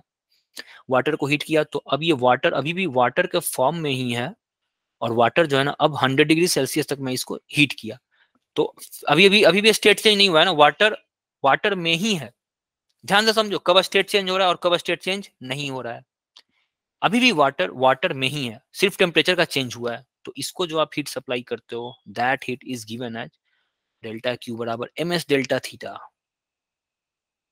ठीक है, अब इसको आप फर्दर, अब आप चाहते हो कि भाई मैं फर्दर इसको हीट दूं, तो अब अगर वाटर को आप फर्दर अगर आप हीट दोगे, वाटर को फर्दर अगर आप हीट दोगे ना, यहाँ पे अगर आप हीट सप्लाई करते हो, तो वाटर जो है ना वो वेपर में कन्वर्ट कर जाएगा। ठीक है, और जब फेज चेंज होता है तो टेम्परेचर में कोई चेंज नहीं होता है। यहाँ पे फेज चेंज हो रहा है ना, वाटर का जो स्टेट है वो लिक्विड है, वेपर का जो स्टेट है वो गैस है। तो यहाँ पे क्या हो रहा है, यहाँ पे फेज का चेंज हो रहा है। जब फेज का चेंज होता है तो टेम्परेचर का चेंज नहीं होता है। तो यहाँ इसके लिए आपने कौन सा हीट सप्लाई किया होगा? लेटेंट हाँ बताओ, इसके लिए आपने कौन सा heat supply? Latent heat of fusion वाला, वेपोराइजेशन, इसको वेपोराइजेशन बोलते हैं, इसको वेपोराइजेशन बोलते हैं। डेल्टा क्यू बराबर m into L of v। ठीक है, अब आप चाहते हो कि फर्दर वेपर को अभी आप और हीट करना चाहते हो ना, और हीट करना चाहते हो तो और हीट करो भाई, वेपर को और हीट करो। वेपर को आप चाह रहे हो कि मैं और हीट करना चाहता हूँ, म्यूट करो साहिल, म्यूट करो। ये वेपर है मेरा, ठीक है, देखो फेज सेम है ना, वेपर से वेपर में ही आ रहा है, तो टेम्परेचर राइज करेगा। 100 डिग्री सेल्सियस से मान लो कि मैं 150 डिग्री सेल्सियस पे ले आया हूँ, तो इसके लिए जो आप हीट सप्लाई करोगे ना, ये हीट ms डेल्टा थीटा वाला होता है। बस यही है, this is the whole scenario. Calorimetry का ही कॉन्सेप्ट, यही सब कैलोरीमेट्री में हम यूज कर रहे होते हैं। ठीक है, आइस जो होता है ना, -70 डिग्री सेल्सियस से जो आइस होता है ना, वो डायरेक्ट 150 पे कभी नहीं कन्वर्ट होता है। समझ में आ रहा है साहिल, सचिन? आइस -70 पे, मैं बोल रहा हूँ कि भाई इसको तुम -70 को 150 डिग्री वेपर में कन्वर्ट कर दो। ठीक है, तो आपको इतने प्रोसेस के थ्रू ही जाना पड़ेगा। डायरेक्ट आइस 150 डिग्री सेल्सियस पे कन्वर्ट नहीं होता है। ठीक है, पहले आइस -70 से अपने सेम स्टेट में 0 पे आएगा, फिर 0 पे फेज का चेंज होता है, फिर सेम फेज में 100 पे आएगा, फिर 100 पे फेज का चेंज होता है, और फिर 150 पे ले जाओ, 1500 पे ले जाओ, 1.5 लाख पे ले जाओ, जहां ले जाना ले जाओ। ठीक है, तो आपको ध्यान क्या रखना है, ध्यान देने वाली बात यह है कि जब आप फेज चेंज करोगे ना, तो ml होता है। एल की वैल्यू क्वेश्चन आपको देगा, एल का वैल्यू जो है ना क्वेश्चन देगा। जब स्टेट सेम स्टेट में रहता है तो ms डेल्टा थीटा, अगर सेम स्टेट का है तो ms डेल्टा थीटा, अगर फेज स्टेट चेंज हो रहा है, फेज चेंज हो रहा होता है तो ml। अब ये ml कभी mlf बन जाएगा, कभी mlv बन जाएगा, ये आपको नोटिस करना होगा। v stands for vaporisation, f stands for fusion, तो ये सब चीज आपको नोटिस करनी होगी। ठीक है, समझ में आया ये पूरा खेल भाई कैसे होता है? आइस डायरेक्ट जो होता है ना, -70 डिग्री सेल्सियस वाला डायरेक्ट आइस जो होता है ना, वो एक झटके में 150 पे नहीं आता है। ठीक है, ये सब गलत कॉन्सेप्ट है, उसको इतने प्रोसेस के थ्रू ही जाना पड़ेगा। तुम कितनी भी रैपिडली इसको हीट दे दो, ये नहीं आएगा। ये मान लो कि कोई कहेगा कि ये तो फेज ही चेंज नहीं किया, मतलब कोई जबरदस्ती है क्या फेज चेंज करेगा? मान लो कि यहाँ वाला हीट मैं नहीं दे रहा हूँ, ये वाला हीट मैं नहीं दूंगा, मैं जो फेज चेंज वाला जो है ना, मैं वो हीट नहीं दूंगा। ठीक है, डायरेक्ट मैं ये वाला हीट दे दूंगा, ये वाला दे दूंगा, और ये वाला दे दूंगा, ये तीनों वाला मैं दे दूंगा, मेरा 150 तक पहुंच जाएगा। ऐसा नहीं होता है। ठीक है, ये हीट खाएगा ही खाएगा, ये वाला एनर्जी जो है ना, इसको देना ही पड़ेगा आपको। ठीक है, आइस जो है ना, डायरेक्ट आइस वेपर में कन्वर्ट नहीं होता है, इसको ये लैटेंट हीट, ये छुपा हुआ इसको गुप्त उष्मा बोलते हैं। अगर आपने 10वां क्लास में पढ़ा हुआ, 10th या 9th क्लास में भी ये पढ़ना था, गुप्त उष्मा, इसको गुप्त उष्मा बोलते हैं। ठीक है, तो हिडन होता है, ये छुपा हुआ होता है, बट ये आपको कंसीडर तो करना पड़ेगा, इसको आप अवॉइड तो कर ही नहीं सकते हो। ठीक है, ये दिस इज द प्रोसेस। इस पे बहुत सारे न्यूमेरिकल्स है, मेरे पुराने लेक्चर जाके देखना, मैं इस पे मैंने बहुत न्यूमेरिकल्स करवा रखे हैं, बहुत मतलब 20-25 न्यूमेरिकल्स मैंने इस एक कॉन्सेप्ट पे मैंने करवाया हुआ है, तो आप देख सकते हो, या फिर और भी जो टीचर्स करवाए होंगे आप उनको देखा। ठीक है, तो कल की क्लास में फिर मिलते हैं, कल इसी टाइम 9 बजे कल आपकी क्लास है। ठीक है साहिल, समझ में आया साहिल? कोई डाउट है इसमें तो पूछो। कैलोरी जी सर, थैंक यू सर, समझ आ गया। ओके, हाँ ठीक है, ठीक है सचिन, कल मिलते हैं। Bye bye. Bye. Bye bye bye.